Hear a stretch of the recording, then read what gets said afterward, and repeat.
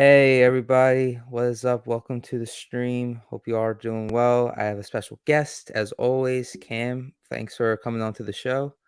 Hello. Hey, all right. Today we're going to be talking Doctor Who. We're going to talk about what we think of series one so far. Talk about what we think of the 15th Doctor, the new companion, some of the fan reaction. I've seen a little bit of fan reaction, but I believe Cam is more knowledgeable on that. And talk about what we would do differently. And yeah. So how you doing today, Cam? Yeah, I'm good. What about you? Doing pretty good. Doing pretty good. Yeah. So, well, actually, let's talk about what we were originally talking about. Yeah, Before the season one, downtime. series 14.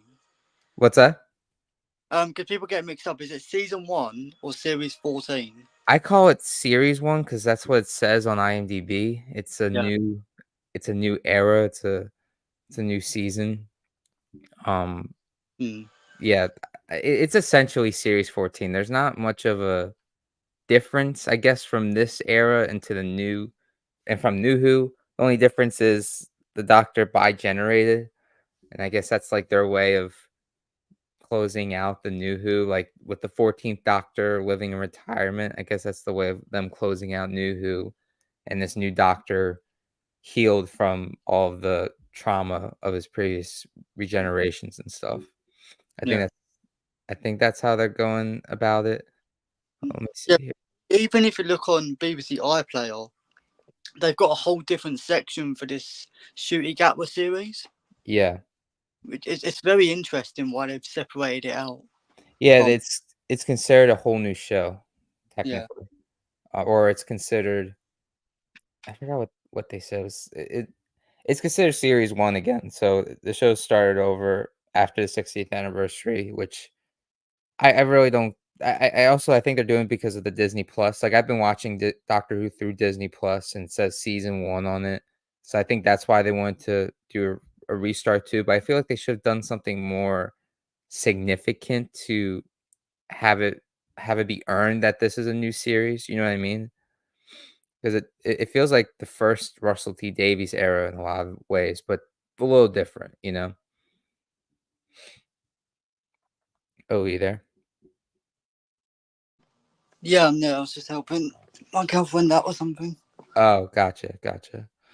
But, yeah, Yeah. I hear where you're coming from. yeah.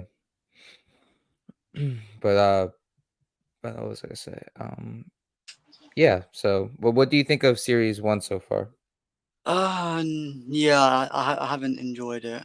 You haven't enjoyed series 1 so far? No. What would you say is, like, the problems with the first season so far? I think it's just it's very different from Doctor Who. It's more like a I don't know like a CBBS. I think it's aimed at like a very different audience. Right. But like with all the musical numbers and everything. Yeah, definitely yeah, the musical stuff is definitely yeah, I'm not really a big fan of that. Like, in episode 2, and it was also in the Christmas special, you had the doctor singing. That definitely yeah, and also the fourth wall breaking too, you know? That's Yeah. something I'm not really a big fan of. I thought it was okay, like, in the, like, in the first episode of the 60th, I remember the 14th Doctor talking to the audience, but, yeah, it's happening a lot. I don't know if it means anything, but I'm guessing it has something to do with the big bad guy. No, because 14th Doctor. If they were talking to the big bad guy, they would have known that Toymaker was already out and about. Oh, yeah, So that's that right. makes sense. If that is the case, I think they just wanted to try something different and see how the fans react. Yeah. Yeah, maybe, but, yeah, I definitely don't like the fourth wall breaking aspect. Did you see the newest episode of, Um, um yeah, I think I watched that like 2 hours ago. oh, you It's did you saw Dotson Bubble? very fresh in my memory. Yeah. Wait, so did you like that episode too or no? No. No, I felt like that was the weakest of the season, but what did you think of that ending though with the 15th Doctor?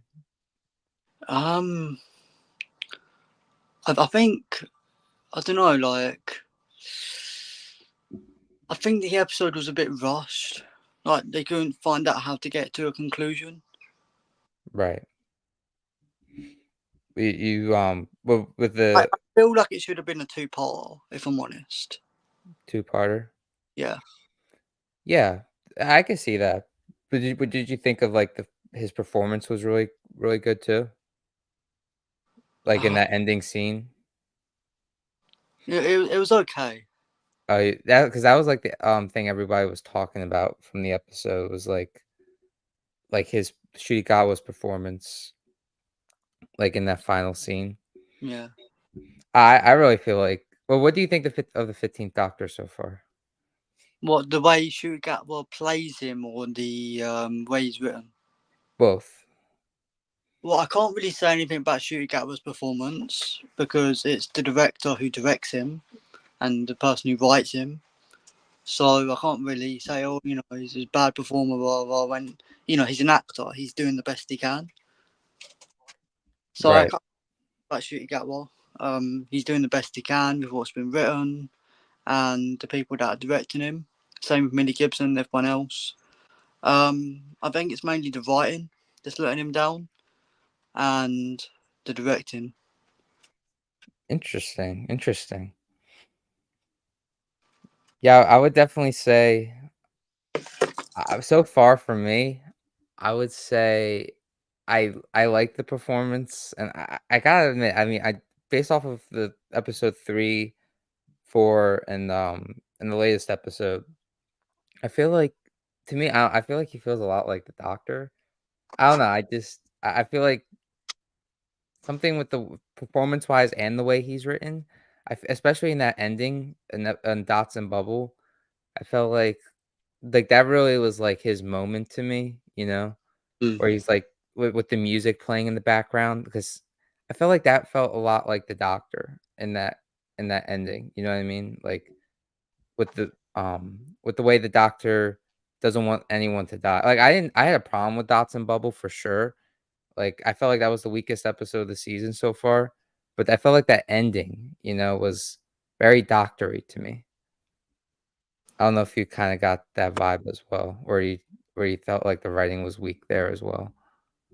Um, yeah, I see where you're coming from. Yeah, with the Doctor traits. Yeah, yeah, I felt like that whole ending was I don't know, I felt like it was very like something the Doctor would do in Dots and Bubble. Like, he wants to save everybody no matter what their opinion is, you know? Was Dots and Bubbles written by Russell C Davis by any chance? It was, yeah, the only episodes that aren't, as far as I know, is Boom, that was written by Moffat, and then the next episode is written by a non-showrunner. It's written by a woman, I forget her name, but it's written by someone that's never written the show before or show ran.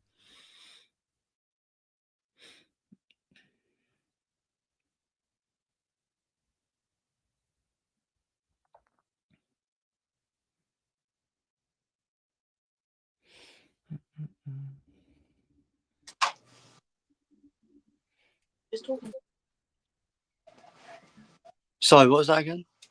Oh, yeah, I was saying, yeah, episodes, uh, yeah, Boom and the, um, the next episode was Oh written yeah, by yeah, yeah. yeah, episode 3 was written by Moffat, and then the next episode was written by a non-showrunner. Oh wow. Yeah.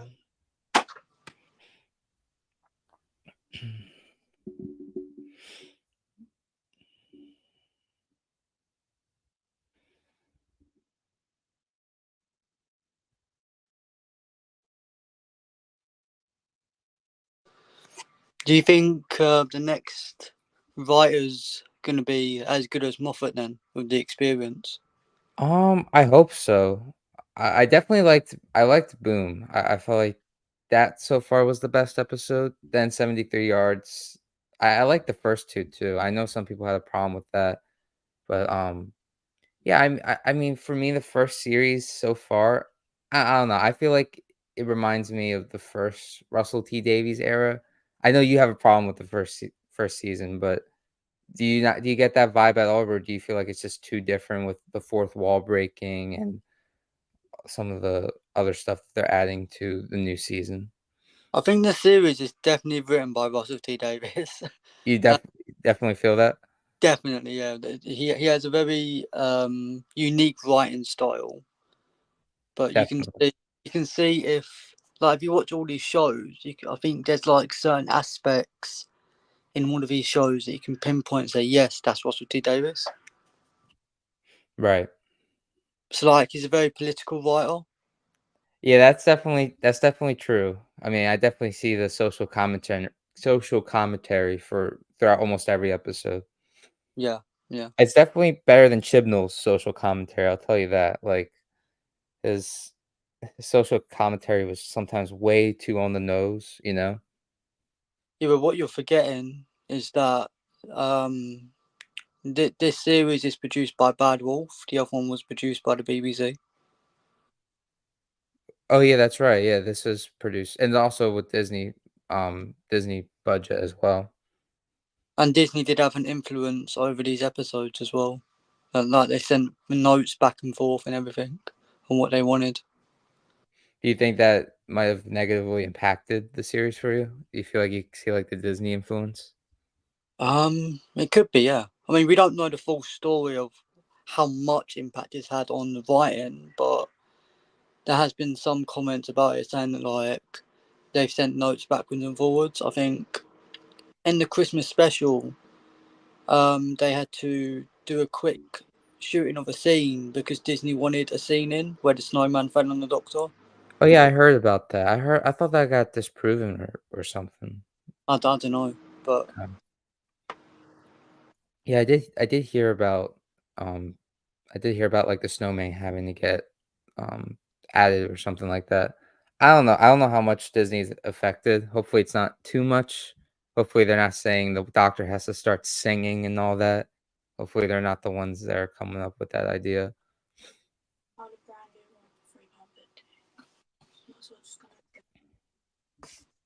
yeah. I mean, the singing. I think the Doctor's done a few times. So I think not to the extent that like it's like a Fourth movie. wall breaking. Like I think he sung a little bit in Gridlock. I think he sung a few songs in the classic era. Oh, he did? In the Like classic? like just like humming it and stuff. Oh, gotcha, gotcha. Yeah, I remember I know the second doctor had his flute or he had like yeah, it was a flute, right? The second doctor? Yeah, I think so. Or recorder. I think it's a Yeah, recorder. recorder. Yeah. He had the recorder. So, I mean, it isn't unknown for the doctor to like music, and also the 12th doctor had his electric guitar too. And Doctor as well played music all the time in the TARDIS. Which I think he doctor? played it in. I think in New Earth he played a music, but I'm not sure if that's just non-diegetic. I'm not sure. The 10th doctor? Yeah, in New Earth when there's like a music in the background with the singing. Oh, I don't 100% remember. That's probably accurate. Well, it might have been the Christmas invasion at the end, but I think it was both. But there was music in the background, but I'm not sure whether he was like listening to it or if that Right. was just in the background. Oh, okay. Right, right. Got the 12th Doctor playing the guitar on the tank. And I think they played the musical instruments a few times, but they never like full blown, did a musical number like or stand monsters. It's just it's not really something I think the Doctor's done. No, yeah, no, I don't believe so. So this is definitely something it's definitely something new. Like it started in the Christmas special where he was singing to the goblins and then it moved to episode 2. I But think the musical numbers really started in the Sound of Drums, really, because in the second part of the Last of the Time Lords, there's a scene that always gets cut from like I think from Netflix and that when they were um I guess streaming it on their platform. There's a scene that got cut where the Master's like wheeling the Doctor around in the valley singing. I don't know if it's still in the episode. It might have been cut from when they market it onto the iPlayer and all that. But I know there's definitely a scene where the Master's singing to the Doctor and stuff. Oh, wow. Yeah. I So think I think it's just something Russell T Davies does now. yeah, I guess so. I guess this is something hopefully it's, like, not a reoccurring thing. I'm hoping that he just did it for the Christmas special just to do it, and I hope he did the musical in the 2nd episode because it was, like, a musical-based episode with the Beatles and all that. I mean, he did it in the Giggle with the toy maker. Oh, yeah, that's true. Oh, jeez. Yeah, I mean, it was cool. I didn't like it in the Christmas special, and I didn't really like it in the 2nd episode, and I liked the 2nd episode, and, it was just really weird, just, like, them all breaking out into music, and it's like there's always a twist at the end with Yeah. that. That I w walked out of the room. Like, out of You the room. walked out of the room? Like I Wait, couldn't. What what I was was. that? What did you say you walked out the room? Yeah, when he said there's always a twist at the end, and they all started dancing and singing, I physically walked out of the room. Yeah, that I I liked oh episode 2, but that was weird. yeah, no, I was just like, what did I just watch? Uh, yeah, that was yeah, I don't know what Russell T Davies was thinking with that, If you're but gonna do a good musical episode, I'd say look at what the Flash did in I think season 3 with season 3. Supergirl. Yeah, Yeah, where that they did that was a good musical episode. that was, yeah, a lot of people hated on that episode on The Flash. Yeah, I enjoyed Grant Gustin and Melissa Benoist, they're good singers, but yeah, they had some catchy music with that, musical episode. yeah, they did. Yeah, But yeah, so yeah, I mean, I still like the 2nd episode, but yeah, definitely like the ending of that wasn't good. But what would you say are the positives and negatives overall from season 1? Like, what is the things that stand out the most and things that are like negatives? Like the negatives, I guess for us from what I'm gathering is like fourth wall breaking, not really a big fan. The musical aspect, not really a big fan. What about you? yeah. I think the fourth wall breaking's really like put off for the series. I mean, a lot of people may like it, but it's just to me that's not Doctor Who. Yeah. Um, you've got like the musical numbers and just breaking into like song and dance all of a sudden. It's like when Millie Gibson just started singing in front of this monster in the Christmas special. I'm like, what are you doing? Oh yeah, that was weird. Yeah. Um, and then this whole like Impossible Girls storyline again. It's just Yes. Yeah, that is annoying. That is. like the companion's meant to be just a random person on Earth that the Doctor picks up. It's not meant to be this like, chosen one basically. Yeah, it is annoying that we're getting another mystery box companion. Um, and I hope the only way I'm gonna be okay with it is if for some reason Ruby ends up being a Time Lord or maybe like related to Susan in some sort of way. I don't know if you feel like if you would be okay with that with the companion being No, like a mystery box. No, no. no. Someone like Bill. What's that? Someone like Bill in series 10, Yes. Yeah, I miss the regular companions. or someone like Martha. Didn't Martha being end up being, well, she had, like, a big role in the series 3 finale, but she was mostly a normal companion for the most part. Yeah, I think Rose ended up sort of being a chosen one because of the time vortex.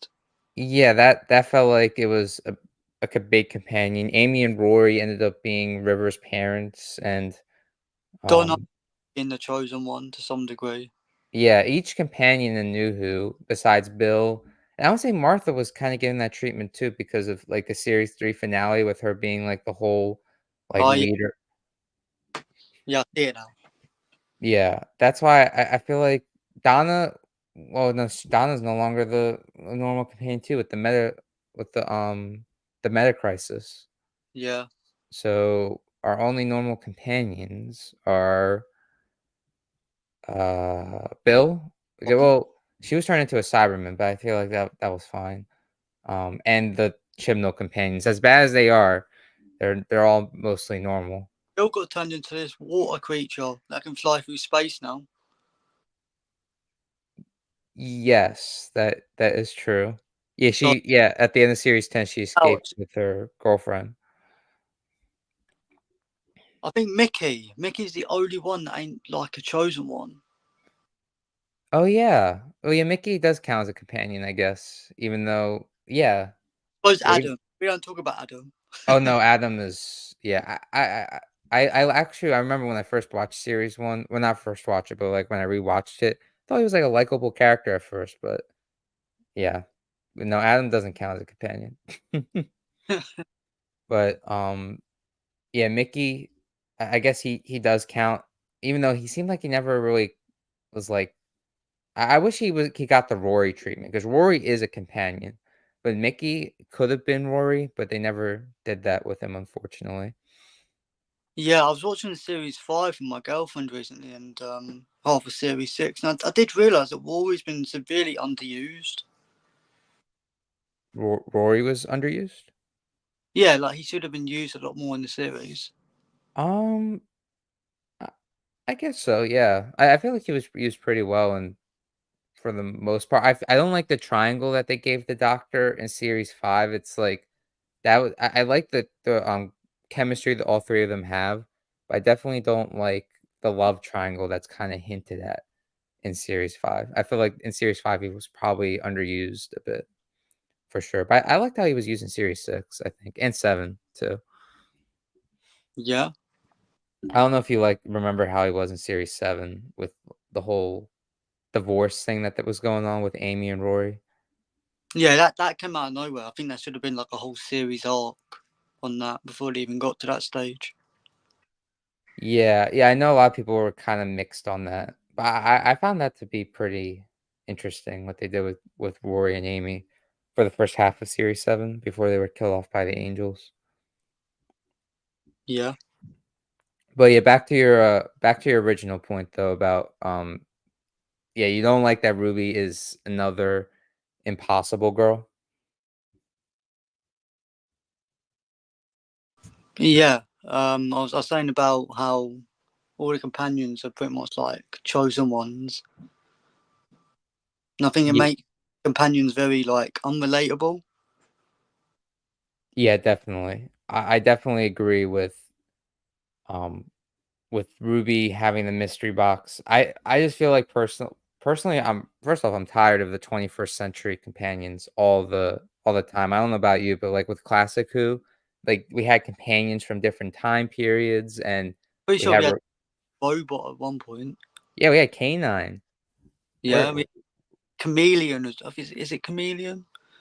Can't remember his name now, but it was like a robot in like the 19th century or something.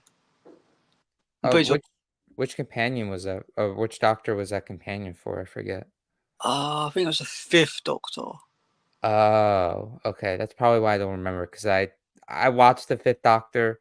Not much of him because he's one of my least favorites, but Well, yeah, the Fifth Doctor is my 3rd least favorite Doctor. I just found him to be I only dislike 3 Doctors, and with the Fifth Doctor, I just found him to be so bland. I don't know, but yeah, that's probably why I don't remember too much.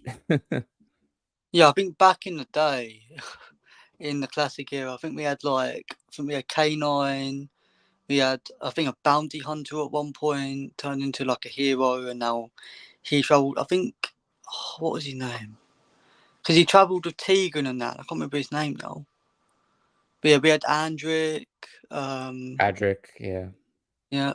Um, who else? You had Joe Grant. You had all the.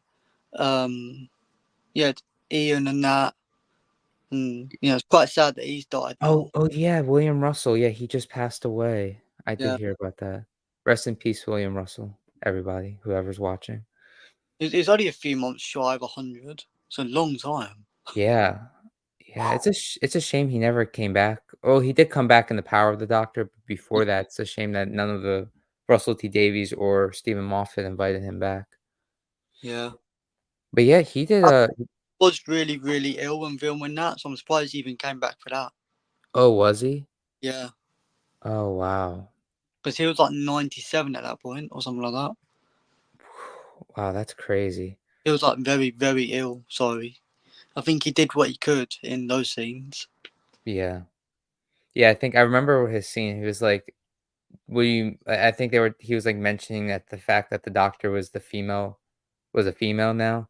And he was Yeah. like, "What do you mean her?" I remember that. I remember that being his scene. Now they just need to bring back Susan. Then we need to bring back her from the original cast. I mean, it won't be long before she goes as well. Oh, Carol Ann Ford. Yeah. Oh, why you say? Oh, she's not doing well either. No, I was just thinking because if like that companion's going, then because obviously is it Ian? Is that his name? Yeah, Ian. That's his Yeah. character's name. Yeah. So if like the person who played Ian died, what yesterday, then I don't think it's gonna be too long for everyone else starts going. Is what I'm saying. Oh, yeah, maybe. I think Caroline Ford is in her 80s though, so I mean, it's possible, but And hopefully she's still around for a long Tom, time. What was that? Tom Baker, he's in his 90s now. Oh, jeez. I don't. Oh God. If he goes, that's gonna be the saddest day ever. I'm gonna like make a tribute video to Tom Baker. He's like, yeah, that would be a really really sad day. I mean, it won't be long because obviously he's in his 90s now. Yeah, but let's just hope, fingers crossed, that he's around for a lot longer. Hopefully, he's around as long as possible, Tom Baker. Yeah. But, but yeah, you were saying before about, the impossible girl. You want what kind of companions do you think you want, instead of what do you like her, though, besides her being the impossible girl type of companion? I think she's very like um, she's got a very Londony sort of like vibe to her, I guess. So I see that in the way she's written. I think she could have been written a bit better. Like she could have had a bit more personality to her.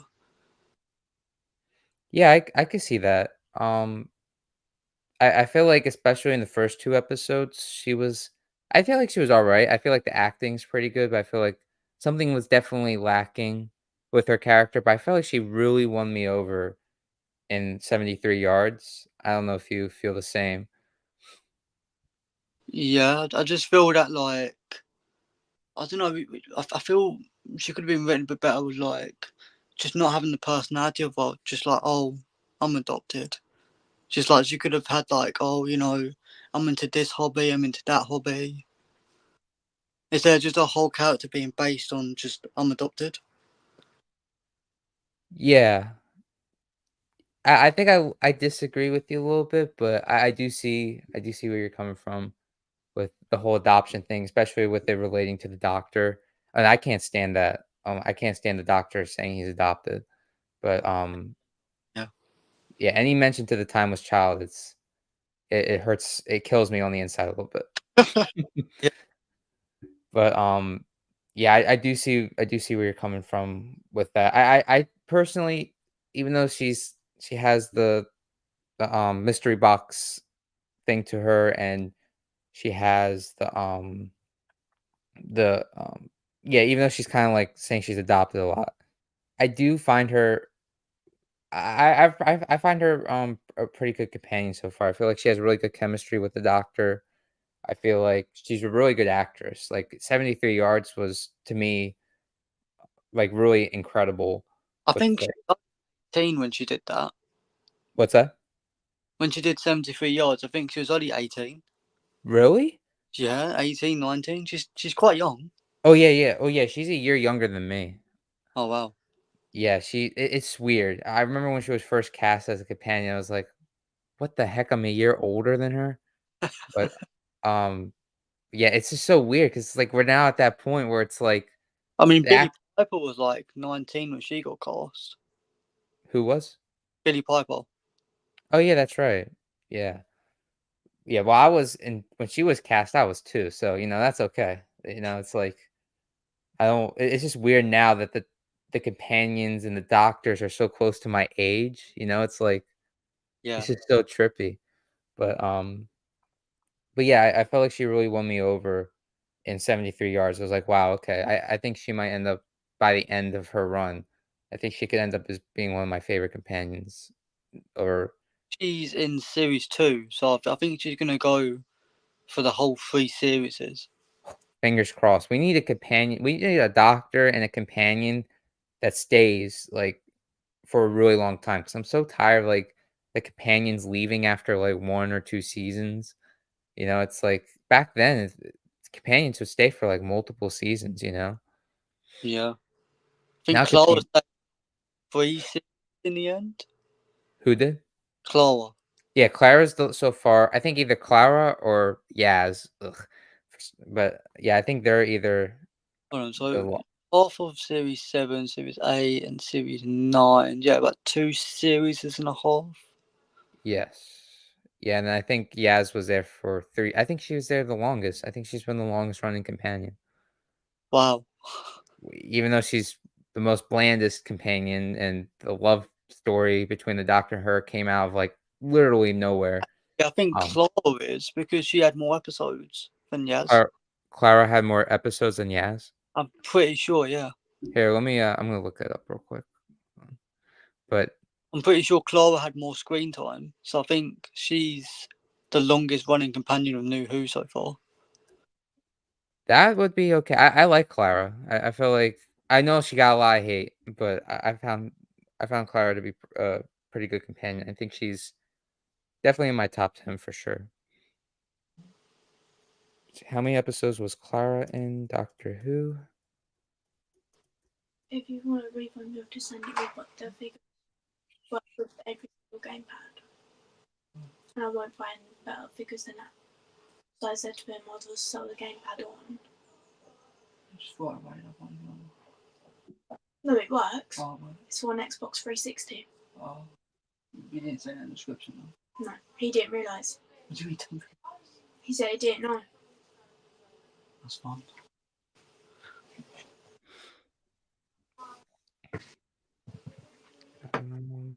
Yeah, it says Clara. You're right. Yeah, Clara was in more episodes. She was in 39 and Yaz was in 30. So Clara Yeah, is the because I didn't longest. cut the episodes down, I think, till Jodie started. Yeah, that's right. Yeah. Yeah, All so the yeah, last series, they started cutting them down. what was that?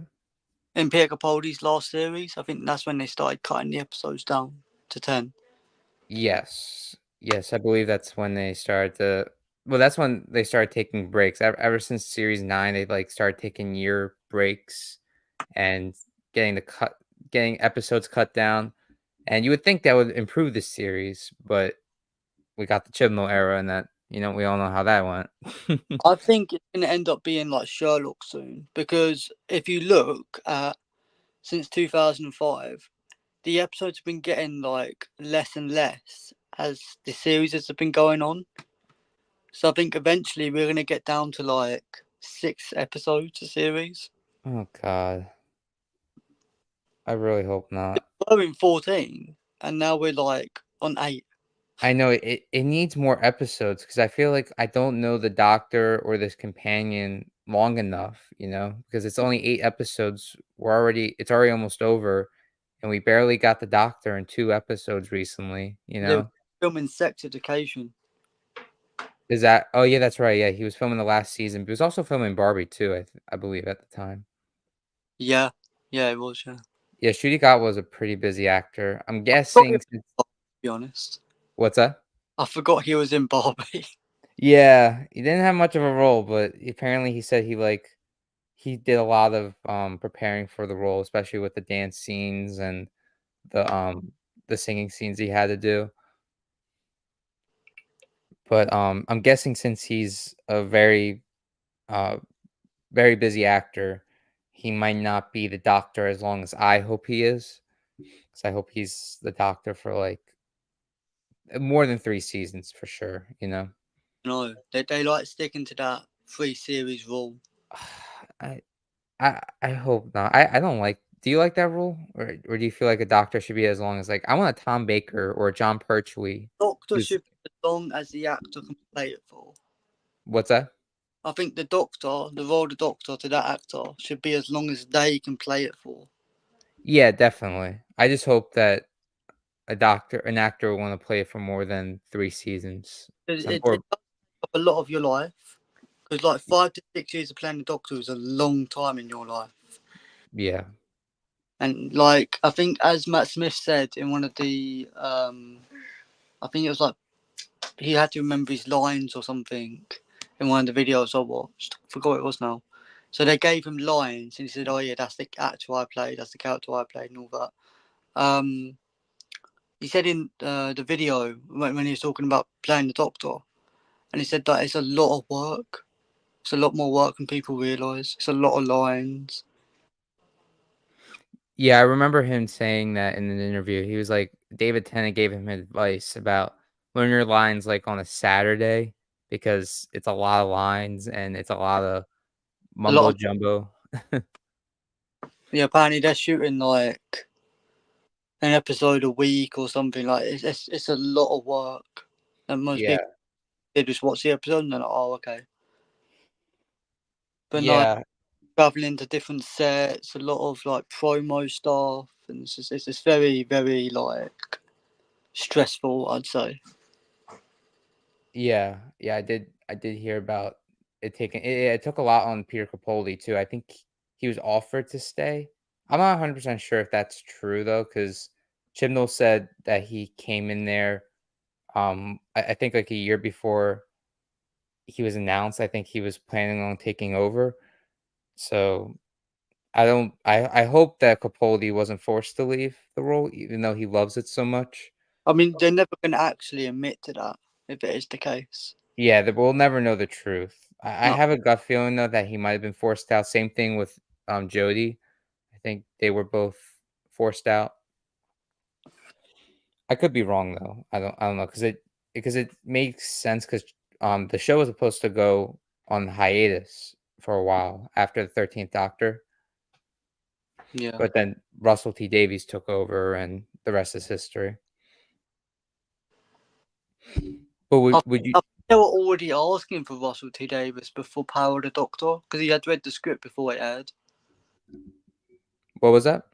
He Russell T Davis read the Power of the Doctor before I think before the episode even aired, or he got a sneak peek or something of it, and then that's how he wrote the 60th.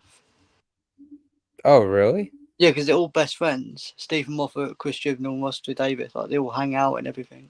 Oh, yeah. Yeah, I know that. I saw their interview. I don't know if you saw it when it was during the 60th anniversary, like Yeah, Moffat. yeah. Um, yeah. And it's cool that, like, they can all be friends and stuff. I know he'll never, like, say anything bad about Chibnall or anything, Yeah, which makes sense, but, or, like, actively retcon anything that Chibnall did, you know? yeah, But, but yeah, I definitely know they're all friends, especially with the way Russell T Davies talks about the 13th Doctor and the era. yeah. I think the only way the Timeless Children's going to be retconned or forgotten about is if a new showrunner that isn't connected to the old showrunners comes in and takes over. That's the only way. Yeah, they should hire us as the next showrunner, right? So we can start putting things the way back how it was, you know? I Nah, don't know. It'll be too late by then. just We're used to it. This Timeless Child stuff. yeah. Me personally, I don't want it retconned. I want it to be ignored, you know, like I, how the I doctor was half human. think it's going to get cancelled by the time. a new show when it comes in at this So rate. you think it's gonna get canceled? It's already dipping to the 2 millions. Ooh, Yeah. interesting. Doctor Who used to get 6 million, 7 million on a normal day. Oh, I didn't know. I wasn't really paying attention to the viewing figures and stuff, but I did hear that it was getting low. I heard about something with the viewers being low. It might get canceled off Disney Plus, but isn't it like funded by the BBC, so it can't ever Yeah, get canceled? paying the BBC, then they have to fund themselves. It's publicly funded by us, by our TV license. Wait. Oh yeah, I heard about the TV license. There's Yeah. something So if in the everyone UK about. paying for their TV license, the Yeah. BBC, there's Is it like paying cable? there's no news, there's no Doctor Who, anything related to the BBC is gone because we pay the BBC, they didn't pay their wages and stuff for the shows and everything. But if we stop paying for the BBC go broke. Someone else has to then pay for the company. Because at the moment, the fact that we're paying for a TV license, I think pays for the BBC to be up on the actual channels and stuff. Oh, okay. Gotcha. So that's how because I definitely heard I don't know how it 100% is in the UK, but I did hear about the license. I heard it was like a big deal about people not paying their license. I remember Russell T Davies saying people needs to start paying their license to watch these shows and stuff. I Yeah. don't know. I guess so you can refuse to pay the license? Um, I think if you don't watch TV, I think you can. Like if you don't have a TV in your house, but I think if you do, then you have to pay it. I'm not sure, but Interesting. I know that it's definitely funded, like funding the BBC. Interesting. Is there other there's Netflix and stuff in the UK, so people can not pay that and just watch Netflix or something, right, instead? I'm not sure, but also Netflix is also funded by us. So let's say people stop paying Netflix, that's gone. Disney Plus, that's gone. Like it all works on subscriptions. Right. So if you stop paying your Netflix and like let's say a million people stop paying Netflix, and let's say that's all they have is a million people paying Netflix, and all those million people go, they can't fund Netflix anymore. Yes, that is true. So I guess the way the BBC works is similar to, like, how a streaming service would work. Yeah, I think so. Yeah, and the same with Disney Plus as well. Interesting. So you really think that Doctor Who could get canceled because of the It, viewership? yeah, possibly if people stop watching it. Well, yeah, I don't think it'll get too bad, like, in the 100,000s. I feel like that's when it might get canceled. I feel like the BBC makes good money off of it through, like, merchandise and stuff too. Hmm. So, I'm not sure. I'm, It could I'm get canceled, but I'm not sure how the finale's gonna be going for the viewer ratings because it's in cinema. it the finale is in cinema Yeah, in the UK? at 11 p.m. Oh, wow, that's pretty cool. It's pretty We don't have late. we don't have anything like that in America for Doctor Who. Oh wow, really? No. No, it's Yeah, just on Disney Plus and only that's it. in it's only in select cinemas though. Yeah, no, it's not, they didn't announce that in America. Dang, that's pretty cool. Oh, But you pay like $11 per ticket as well if you want to go watch it. yeah. It's quite bad. Yeah, in America, the tickets are about $10, but I work in a movie theater, so I get to watch every movie for free, Oh but, wow. yeah. So that would've been great if Doctor Who was in theaters because I could watch it for free on the big screen, but, yeah, I mean, I think they've really put any episodes into cinemas. This is quite interesting. yeah, I wonder what's They gonna happen put, in the Deep finale. they put Deep Breath in there, and I think they put the 50th in there, and that was it. They didn't even put the 60th in there? No, they didn't put 60th in there. They just put the 50th one in there. There was talks them putting Jodie's episode in there, but it never did. Oh, good god. I think they put Deep Breath in there, which is Capaldi's first episode, and I think that was it. So this is like the third time they've done it in cinema. Interesting. I'm guessing this finale is gonna be something big. I mean, yeah, they've done a lot of low budget episodes recently. I hope so. Yeah, I think you could definitely see the budget. that then they can save money in the finale. Yeah, you could definitely see the budget not being used at times, like in Boom, like, Yeah, you could tell that they were just on one set, the green screen looked really bad. Still a great episode, but yeah, even with the low budget. But, what was I gonna say? Uh, yeah. Because 73 yards. I think that was a. I think that's a higher budget than it was in Boom. But I'd say Space Babies. We don't talk about Space Babies. It was awful. And Boom. I think they were very low budget episodes, and Dot and Bubble as well. Dot and Bubble, I think, might have had I don't it might have had a lower budget because the doctor wasn't really in it, so that is possible. Boom definitely had a low budget. 73 Yards, I think, had I didn't see the budget in that episode. I feel like it had, like they were going to different sets, and they were using, like, many different actors. They brought back, Lethbridge, Stewart's daughter, Kate. Um, I think that had a decent budget to it. I don't know if you feel like that. Yeah, yeah. I think it did look really good, like the budget wise. Yeah. Yeah, definitely. I think in Boom, Space Babies, and, um yeah, I think those were the main ones that had the budget. I mean, decreased budget.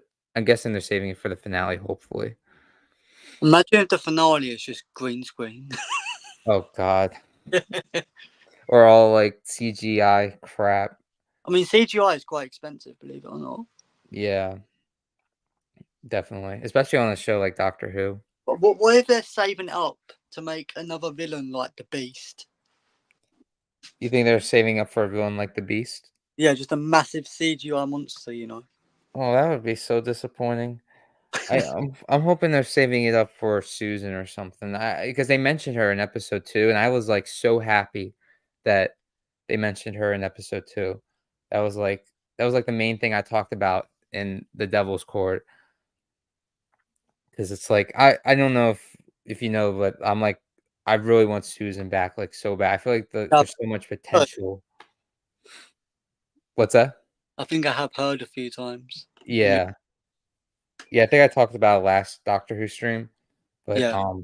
yeah, I really think Susan being back on the show can bring new potential for the future of the series. Because it's like it's the Doctor's granddaughter, you know? It's like, where's she been? Like, just it's the Doctor's legacy, you know what I mean? I don't know. I think you got to think about how you're gonna bring it back because you don't want to like retcon it. You don't want to destroy what happened in the class. Oh wait, that don't matter anymore, does it? Yeah. Oh, as far as we know right now from Big Finish, she is alive. The 8th Yeah, but Doctor interacted with her. Big Finish isn't like canon. I don't think it's canon. 8th Doctor stories are, everything else is kind of it's not 100%, but the 8th Doctor stories are definitely canon because the showrunners like, said it themselves, and they respect the lore of the 8th Doctor because he didn't have his actual show. But, like, Yeah, they mentioned 8th Doctor companions in the Night of the Doctor, and I think they mentioned some other 8th Doctor companions as well the, throughout, like, New Who. yeah. I think things in Doctor Who, there's not really a canon timeline anymore because every time a new showrunner comes in, things get changed and everything. Yes, and the character itself can become inconsistent. Like, we've seen times where the writer would take the Doctor in inconsistent direction in classic and New Who. Yeah, yeah. But I, I, oh, go ahead. I watched oh, what's it called? Like I think it's a I'm butchering that, but I think it's a Crinoid episode I thought the Doctor broke someone's neck, but I think he just knocked him out. Wait, what? It looked like he broke like one of the characters' necks, but I think he just knocked him out, and I was like, whoa. Which episode? I think it's a Crinoid episode. Crinoid? Invasion of the Crinoids or something. I can't remember what it's called now. Is that from Classic Who? Yeah, one of the Tom Baker episodes with Sarah Jane. Oh. Oh, it's a Tom Baker episode? Yeah, yeah. But you could get away with a lot more in Tom Baker's episode. There's so many of them. Yeah, you could like definitely. But I feel like the doctors that felt out of character were the sixth Doctor, besides Big Finish. Like he was out of character. The seventh Doctor had moments where he was out of character. Um, and the 13th Doctor, 100%. Yeah. 13th Doctor, like like with the 15th Doctor, they recreated a like from Boom. It was like an episode that was similar to a 13th Doctor, and just seeing the two comparisons because I saw like a comparison of the two. It's like Russell T Davies knows how to write the Doctor, like Yeah. the way he. Both wrote the 9th Doctor and the 10th Doctor. So he knows how to write the Doctor. Oh, and the 14th Doctor. Yes. Yeah, and also, yeah. So yeah, just seeing like the way the Doctor is, the way his beliefs are, like that's why I like the 15th Doctor. It's just the way he's written. It feels consistent to the character's beliefs, and just like the performance is like you can see in the eyes that this is a man who's gone through multiple wars. And yes, he's a little different from every doctor has his own interpretation. Every doctor has his own personality. But to me, what makes the doctor is like he wants to save everybody. He has that he has those monologues, you know. You can see in the eyes. It's the way the actor performs it with Yeah. their facial expressions. You can just tell that this is a person that's been through so much and is over thousands of years old, you know. Yeah. And that's why I really like the 15th Doctor so far. I don't really like it. I feel like there are aspects where I feel like Shooty Gatwa needs to adjust to the role a little bit more, and I think they're still trying to figure out like what kind of doctor is he really. But just like the end of Dots and Bubble with the music playing and the doctor, even though the people in Dots and Bubble were pieces of crap, he wanted to save them. You know what I mean? That's just yeah. Sorry, I was going on a little rant, but Don Bubble was a very interesting social media commentary episode. it is, but it's also I don't know if you pick up on the other commentary that I was talking about? Well, if you elaborate, I might know. The people were also I can't say the word on YouTube, but it starts with an R. Oh yeah, yeah.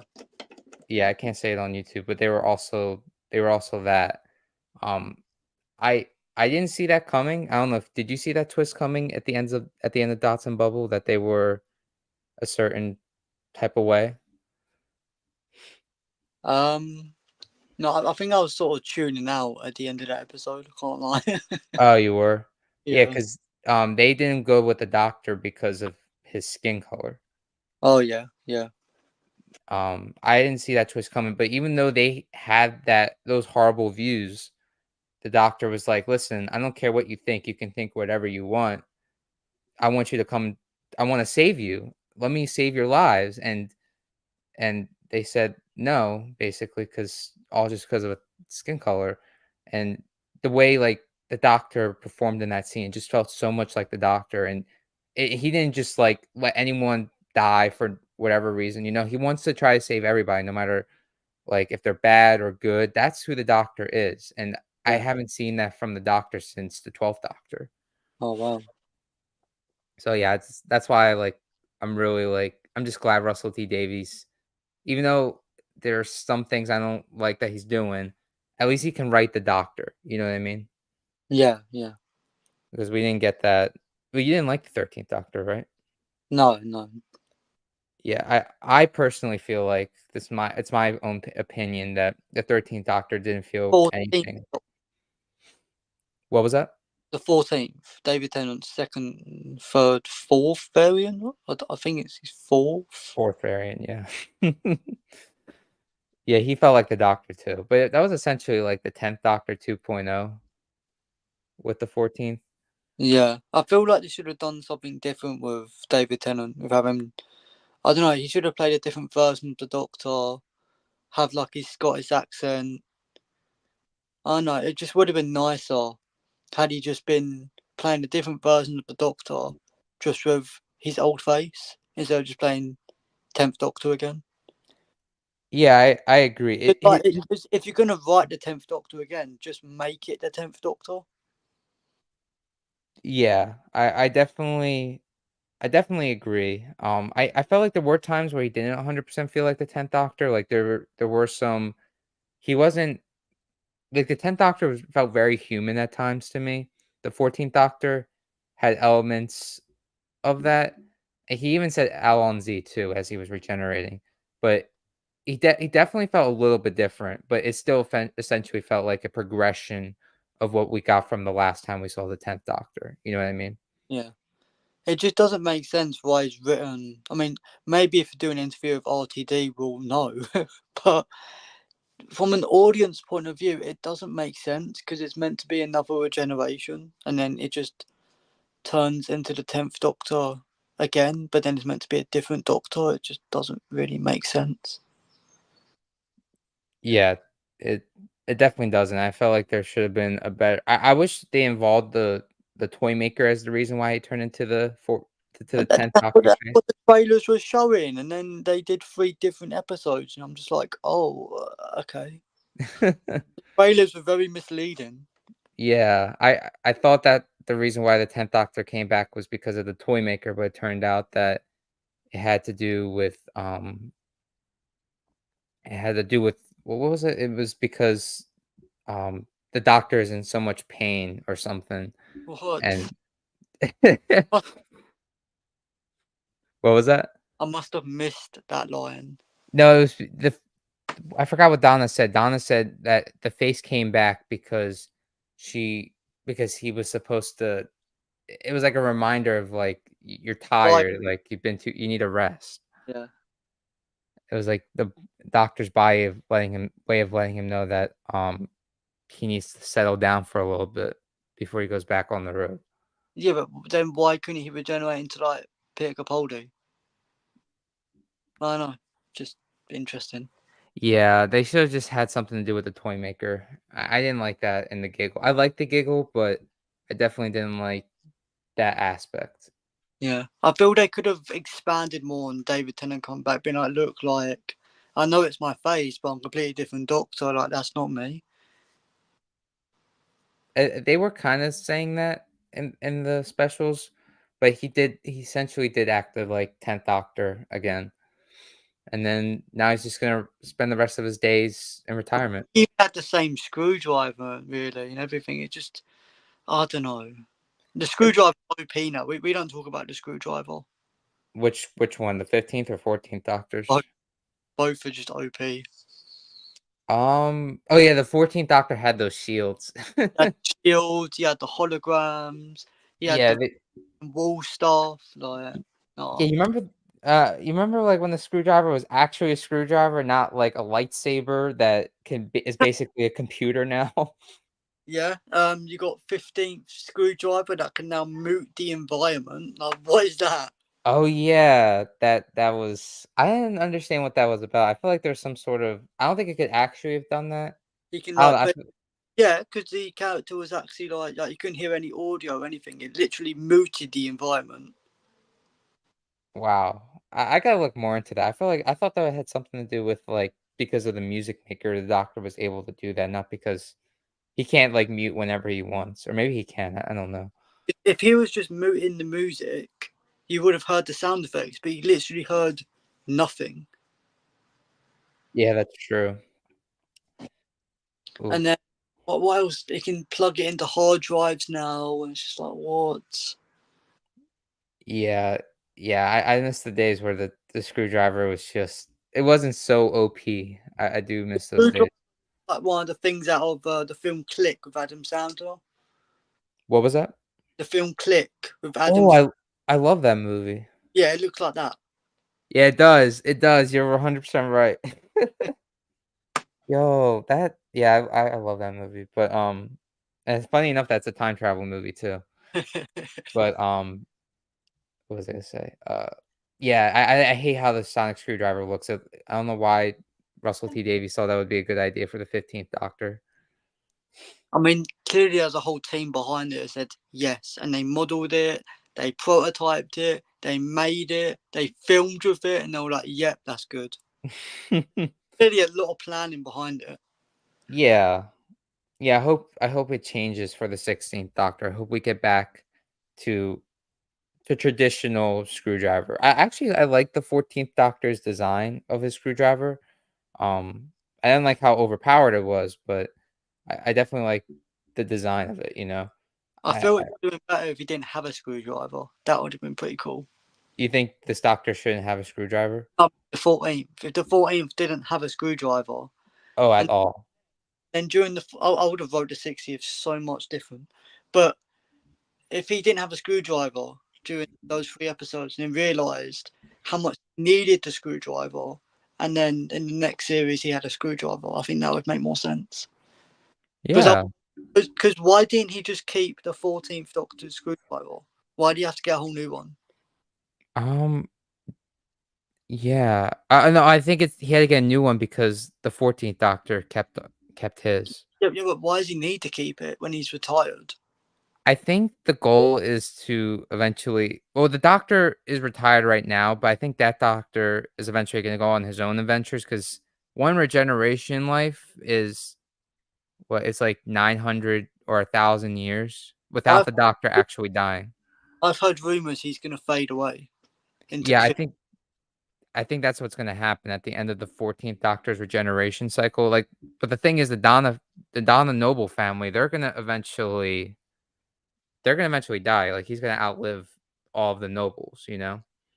Yeah, So he's gonna eventually, I feel like, at some point during his lifetime, like, go on adventures again and do normal doctory things. I think he's just gonna I'm spend a little time retired, though. going to go as well. So, like, because every 10 years he's got what, another about 4 anniversaries left in him? Who, David Tennant? Yeah, because he's 52 now. Yeah, I think he could come back a few more times. That's what I'm saying. He's probably only got about 4 more anniversaries in him, if that. But he said he doesn't want to overdo the Doctor. He said that in loads of interviews now. So I think he's only going to come back for maybe the 70th, and that'll be it.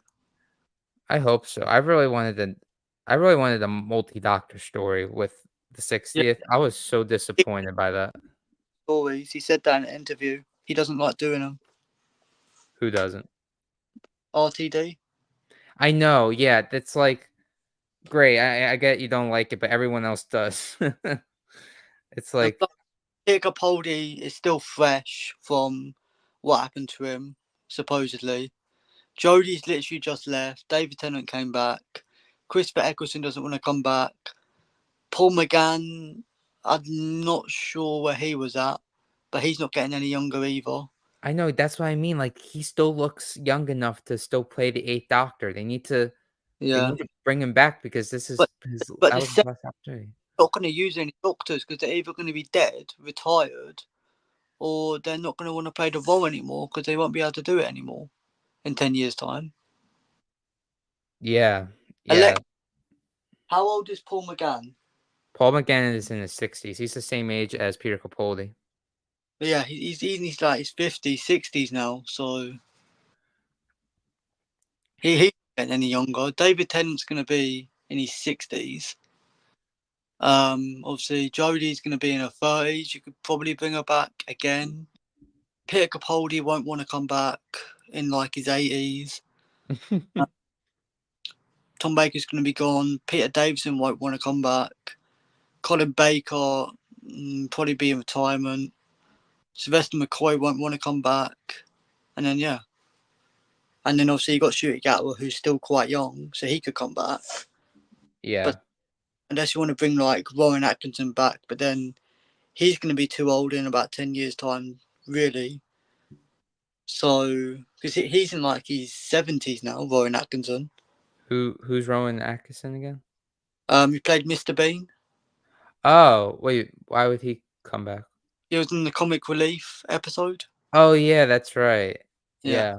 Yeah, You he could played think some of the comic relief characters in there, I guess, but again, they're not getting any younger either. I feel like eventually we're just gonna have the original actors. I think we're just gonna have them come back as deep fakes or something. Yeah, we probably will have deepfakes in 10 years, won't we? Yes. Yeah, I think that's I think eventually we're gonna get, like, the 2nd Doctor and 3rd Doctor and 4th Doctor, we're gonna see them be able to come back through deep fakes and, um like, you know how they brought back Luke Skywalker and The Mandalorian and all that? Yeah, I think yeah. that's eventually they're gonna do that to the Doctors, especially with Disney Plus being behind them. The technology is still experimental though, so it doesn't look amazing. You can tell it's CGI. Yeah, not yet, but I think eventually, like, I'm sure by the time of the 70th anniversary, I think it's gonna look dangerously, like, realistic. I think it's gonna sound realistic, and I think it's gonna look, like, really good. It did it with Indiana Jones, Harrison Ford, but his voice still sounded the same. It didn't sound like his younger variant. Yeah, they didn't mess with his voice. They only did it with his looks. Advanced yet enough to do the voices, I think. What was that? The technology ain't advanced enough yet to do the voices. They can only do the face at the minute. Yeah, they have done the voice with Luke Skywalker on The Mandalorian, but it doesn't sound that great. Yeah, that's what I'm saying. Yeah, Yeah. I think what they could do is just have another actor that sounds close to sounds close to them, you know what I mean? yeah, but then you got to sync up the voices, and oh no, I've done that myself with music videos. It takes forever. Does it really? Yeah, to sync up the voices with the actual like someone else's voice with another actor. It's actually really really hard. You have to like get the seconds like to down to the millisecond. Oh, wow. Yeah, That and if sounds pretty crazy. and if the jaw is different to how the other actor's saying it, it's no. Wow. But That they sounds pretty tough. in on the episode Midnight when we had to do voiceover. I think he had to do a take like 20 times because he had to get his jaw to where it was and everything, and his mouth to where it was on the set because like you have to recreate how you did the actual sounds and how you did the voice in the booth compared to how you did it on set, and you got to get it like exactly the same. Otherwise, it's going to sound very strange. Yeah, definitely. That's that's pretty crazy. And then that money they then have to spend on an episode because then they'll have to get 2 people, 3 people possibly. 3 people? Yeah, because you have to get the actor, you have to get a double, and you have to get the person who has to do the voice. Right. Yeah, So to that's a them, lot. that's more money they didn't have to pay out for an episode. Yeah. Yeah, we'll see how what happens with all that when the 70th anniversary comes around, which will be by 2033? 2033, right? 2033. 2033. We gotta Wow. wait for the 70th. Wow. It's gonna go by fast because the 60th, I felt like we just had the 50th, and then now the 60th came around, and Be 31, I think. Wow. you'll be 31. Yeah, I think so. I'd be I'd Wow. be 30. Oh, so I'm a year younger than you? Yeah, You're yeah, born 2002? yeah. Okay, gotcha, gotcha. I'll be old. I'll be like Nick Tennant's age when he first started. Yeah, I can't believe I'm gonna be 30 in 10 years, that's crazy. Wow. Yeah, time goes by fast. I remember watching the 50th in the cinema. Oh, yeah, that's right. Man, I wish that was so cool. You guys are lucky you guys got to see that. I wish they, like, did something like that in America for Doctor Who, but Doctor Who in America is I mean, at least you get our episodes first. We don't get our episodes first anymore. You Wait, get on really? you get it on Disney Plus before we do now. What? Yeah. Dang, that's kinda messed up. Yeah. Why would they do that? Because I think they put it up on Disney Plus at like midnight now, and you get it at like 7 p.m. or something. Wow, that's Apparently, messed up. they did that to, I guess, outbranch to a international audience, so they get more viewers. I don't know. So now the people in the UK have to that's weird because that's messed up because they originally came from the UK, you know? It's like I think that's because it's broadcasted on Disney Plus. yeah, it is, yeah. Yeah. Yeah, we get it I forgot what time we get it at, but I didn't know that we got it first though. That's messed up. But, hopefully they stop doing that because I think everyone should see it at the same time, you know what I mean? Yeah. What do you think's gonna happen in the finale of this? Because obviously they ain't really built much up apart from the snow, Millie being an impossible girl. Um, that's I guess toy There makers are. there's also Susan Twist being in every episode. Oh yeah, yeah. Susan Twist is in every episode. I'm guessing she is the main bad guy of the season or the big bad. I don't know what her deal is, but, yeah, we could talk about the finale. Is there anything else you wanted to say on series 1, like, your opinions? I have mostly positive opinions. I feel like it feels like the first Russell T Davies era, and in some ways, while feeling new, I like the 15th Doctor, Ruby, negatives, I already discussed them, but, Yeah, yeah, the like movie thing, yeah, yeah. yeah, and also the music by Murray Gold, it's so great to have him back. I missed his music from the 13th Doctor. But yeah, any other final thoughts on series 1? Murray Gold didn't do the 13th Doctor. He did the 14th. No, I mean, I missed him from the 13th. He wasn't in Oh, the Chibnall era. and he did the 13th. I'm like, no, that was someone else. Yeah, yeah, I forgot who did the 13th Doctor. Whoever it was, I wasn't a big fan of I think the that's instrumentals and then all like ambience music or something. who for the 13th, the guy that did it. Yeah, I think they were trying something different. So they were having like a more background ambience music rather than Russell D Davis is very drums, he's very like horns, French horns and all that. Like Yeah, very music, compared to what the other one did, the other composer. yeah, it feels like, John Williams, in some ways, like Murray Gold's music. It's like so like you could just feel it, and especially in the latest episode with the 15th Doctor's theme. It's just I missed it so much, and it's like it's just so part of Doctor Who for me now. I know it wasn't in Classic Who or anything, but just hearing the theme song is just for each Doctor. You know, it always gives you goosebumps. At least for me. Yeah, yeah. I Yeah, feel like we've got. I feel like RTD. I think he's playing it too safe. I think he's trying to make it too much like the first series to get fans back on board.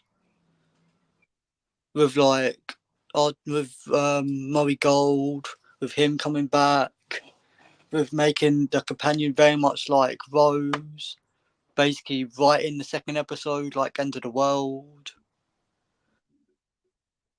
yeah, I definitely. It definitely feels like his first era. I feel like it's kinda needed though, especially after the Chibnall era.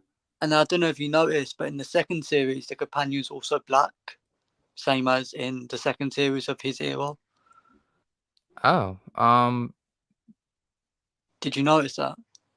uh, um, yeah, I guess so, yeah, with, yeah, oh yeah, the second yeah, the new companion is Yeah, that, yeah.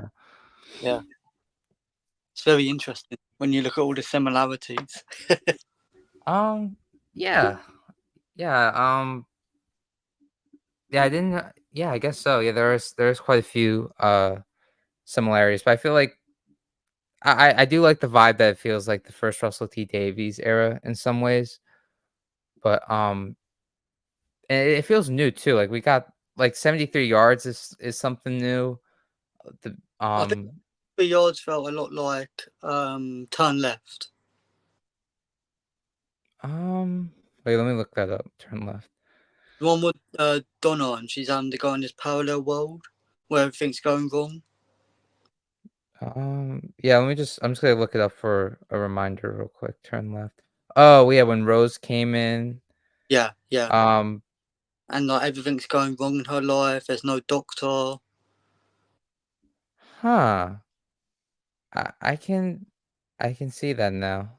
I didn't really and even her mum turns against her, which is exactly what happens in Turn Left. what was that last thing you said? Her mum, I Yeah. think Sylvia, turns against Donna, saying, "Yeah, you've always been a disappointment, all this stuff." Which and also have to like move house as well, which is what happens in 73 Yards. He moves house, and then Huh.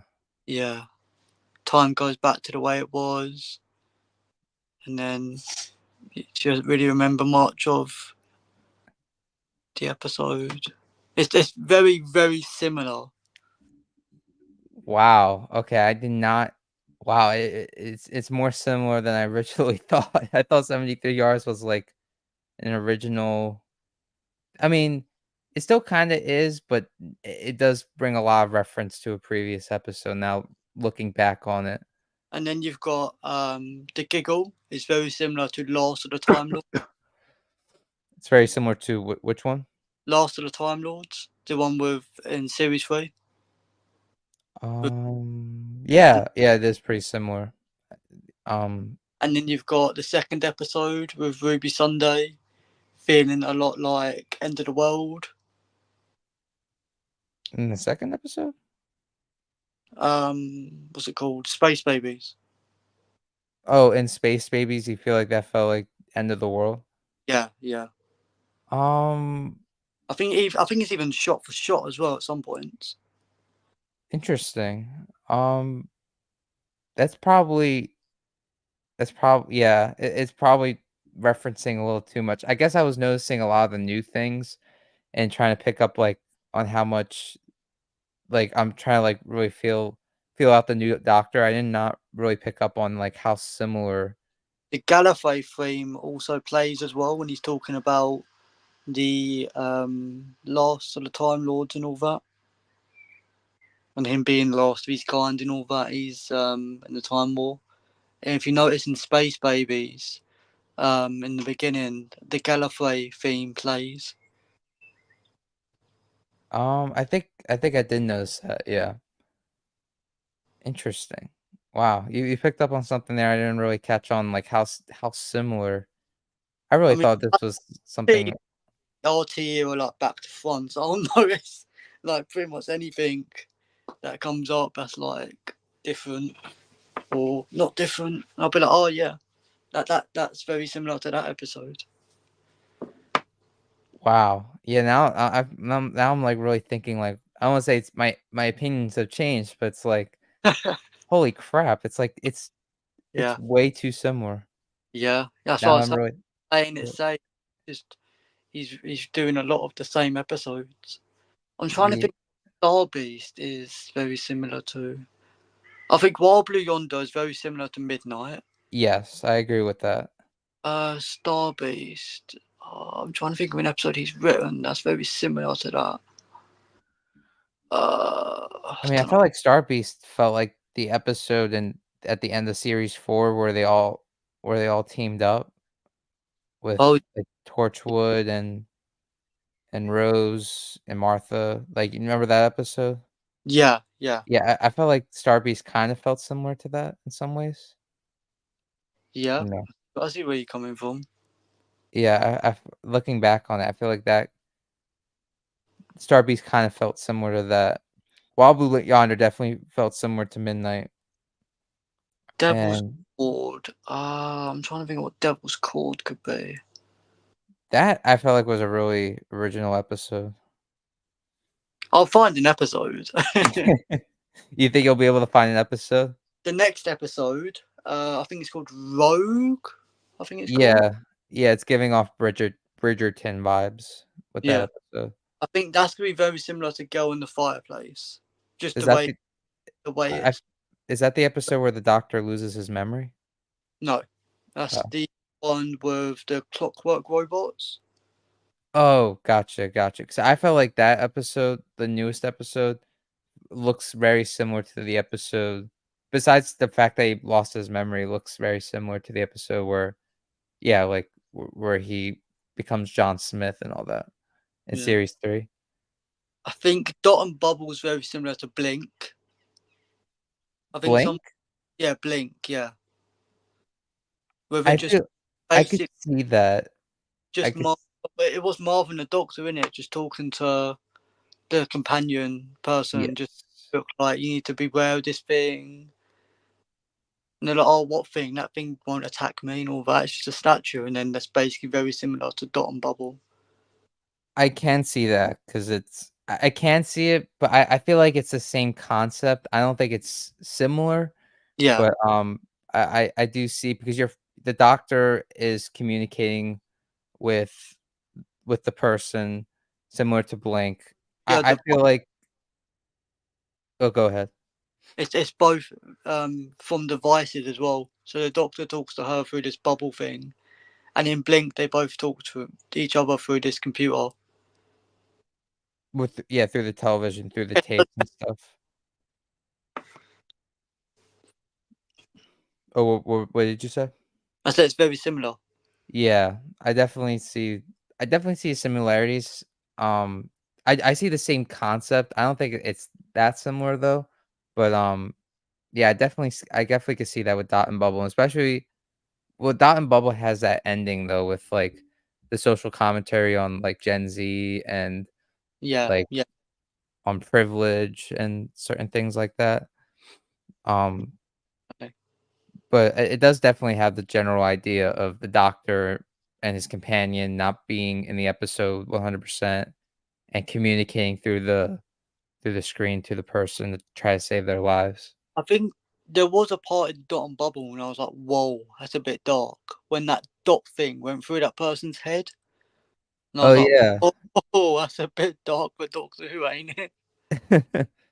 Yeah, I'm all for it. Bring on the darkness. I feel like, I feel like these past I felt like, the first 2 episodes were not they were too kiddie. I did enjoy them because I felt like it came out of something it would've came out of something from the original Russell T Davies era, Yeah, but, I know you don't like Space Babies. I personally felt like I felt like I was watching an episode of series 2 again, you know what I mean? yeah, With yeah. that episode. I It think felt Space Babies was just very. It was like CBeebies, it was too childish for me. yeah, I understand, I understand people not liking that one. I just felt like it was just nice to see an episode of Doctor Who where it had, like, an interesting plot to me because I was just curious, like, what was the monster thing, you know? And Yeah, the twist of it being was a little too kiddish, but, um, I felt like it was definitely something I could have seen coming from the original Russell T Davies era, which I really liked, and the Doctor felt like the Doctor, and I guess I did appreciate all that. The only part I didn't like in that episode was the ending where he's like I don't know if you remember in Space Babies where he's like, "I have to save the monster because he's adopted and the last of his kind, and I'm adopted." yeah. It's a lot like the Starbase. Yeah, it was, like, too on the nose. Yeah, yeah. I think it's even got like the same sort of flashbacks as well. It's just very interesting. Yeah. Um, I'm Back to that what were little we gonna say? fart sound effect either when like all the gas came out. What was that? But when they're going towards this planet and like all the gas comes out of the ship, we see like a shot in space. Oh, yeah, and it looks like a I it looks didn't have like fart sound effect everywhere. That was stupid. They must have added it in like editing. They thought, nah, this is too funny. We've got to take it out. Yeah, I think Russell T Davies was going a little unhinged with that. What do you think of the mouths? A lot of people are complaining about the mouths on the space babies. That didn't bother me. I felt like it was kind of an interesting idea with having babies that are, like, so not intelligent, but, like, they can talk and all that. Felt like it was, like, an interesting, unique idea. No, I mean like the mouths. Sometimes they don't sync up with how the baby's responding. Oh, I didn't notice that, no. So when I think, because obviously you can't really direct babies, can you? So I think when No. Millie Gatwell was talking to the babies, they weren't really looking in their direction or anything, or like really responding much, because they're just babies, isn't it? So, and that sort of I think put a lot of people off the episode. Yeah, no, it didn't bother me. Did it bother you with the mouse? A little bit. I think it was a little bit out of sync at times. I guess I didn't notice, but yeah, no, it didn't bother me too much, but yeah, yeah, I definitely felt like um what was I gonna say? I don't remember. Yeah, Space Babies was all right though to me. You didn't like the episode, right? No, I didn't know. I hated No. it. It was What was that? it was awful. Yeah, and Devil's Cord, I think, was even worse. really, you felt like that was worse? No, the plot holes in Devil's Cord is insane. Yeah, I enjoyed Boom. Boom was a good episode. yeah. I liked the first two, but I definitely think Boom. I think that was the best episode that we got so far. Then, Felt a lot like The Girl Who Waited. um, Quarantine robot things. I could see that. Yeah, yeah, I could kind of see that. Also, the companion also gets shot in that episode and in The Girl Who Waited, which are both also written by Stephen Moffat. Yeah. Interesting. I felt like Using the same plot points. yeah. Yeah, I could kind of see that a little bit, but with Boom, to me, it felt like an episode that Stephen Moffat written for. I don't know if you got this vibe. It felt like it was an episode that Stephen Moffat written for the 12th Doctor and Clara, but then he like reworked the script to make it fit the 15th Doctor. I don't know if you got that vibe at all, but That's because it's true. it is true. Yeah, he was. I think he pitched the episode to Russell T Davis ages ago, or like he must have had an idea for it ages ago, and then he finally got a chance to write it now. Oh wow. So okay, He, I thought I was the only one that felt that he's way. waiting a long time to write this. Interesting. Yeah, I think apparently it didn't have the budget or something along those lines. That's why they didn't actually get around to making it. Huh. Yeah, because I felt like I was the only one that got that vibe of because at times the 15th Doctor, like that was the episode that won me over for the 15th Doctor because the way Shooty Gatwa was like saying everything, it felt like the Doctor, and in some ways it felt a little too much like a previous Doctor. It kind of felt like the 12th Doctor was saying some of those things. You know what I I mean? think Stephen Moffat does have more experience writing Doctors than any showrunner we've had. Yeah, he's the longest showrunner. No, he's genuinely had more experience. So he's written the Eighth Doctor. He's written the 10th Doctor, the 11th, Yeah, yeah, he well, wrote Blink and a couple other the episodes. 15th Doctor. So he's written like I think 5 Doctors now at least. Oh yeah, the 10th Doctor, yeah, and And all the War that. Doctor. Yeah, the War Doctor. So yeah, Yeah. he's written at least 5, 6 Doctors now. So he's got a lot of experience knowing how to write the Doctor. Yeah, and he knows how to make it feel consistent. I really hope Chibnall doesn't come back with anything Oh, because good God. I He mean, no, 42 wasn't great, but it's not as bad as what he's written by himself. Yeah, he did write I stuff in the think Russell T Davies era. if Chris Chibnall is supervised, he can write good things. Even his episodes though, I felt like weren't that like in the original Russell T Davies era, I Yeah. felt like they weren't that good either. I don't know. It's I felt better like during the 13th era, ain't it? what's that? It's better than what he wrote during the 13th era. Oh, yeah, 100%. But Yeah, yeah. even, like, during the Russell T Davies era, I was like I remember rewatching the episodes, I was like, "Wow, I actually didn't kinda like that," and then I looked at who wrote it, and I was like, "Oh, okay, now I know why." But, yeah, if he did came back, hopefully Russell T Davies really does, like, lean over his shoulder of what he's gonna write, you know what I mean? Yeah. I'm pretty sure when I was reading something in a book somewhere, I think Stephen Moffat did a lot of supervising and making sure the scripts were perfect. Because I'm pretty sure when Neil Gaiman did The Doctor's Wife, there was a lot of like notes passing backwards and forwards and all that, and like after script like 4 times before he actually got to actually put in the draft. Stephen Moffat kept writing loads of different notes. Oh, interesting. Yeah, but I think they do that with every episode. What's that? I think they do it with every episode before they even make it to the final draft. Yeah. Yeah, I think so too. But, yeah, I mean, Stephen Moffat, I say what you will about him as a showrunner, I feel like he definitely understands the Doctor. In some ways, I feel like he understands the Doctor a little bit more than Russell T Davies, because some of the things that RTD has said makes me I mean, everyone has their own opinion about who the Doctor is, you know? But, I feel like, in my opinion, Stephen Moffat in some ways understands who I believe the Doctor is more than Russell T Davies a little bit. I don't know if you get that vibe too. Oh, I mean, he has more experience. That's all I'm gonna say. Yeah, you don't think he I don't want to get burned in the comment section. Yeah. No, that's just my opinion though a little bit. I feel like I just certain things like with the regeneration, I feel like the way Russell T Davies thinks of regeneration, it kind of feels like it's a different person when like you know what I mean?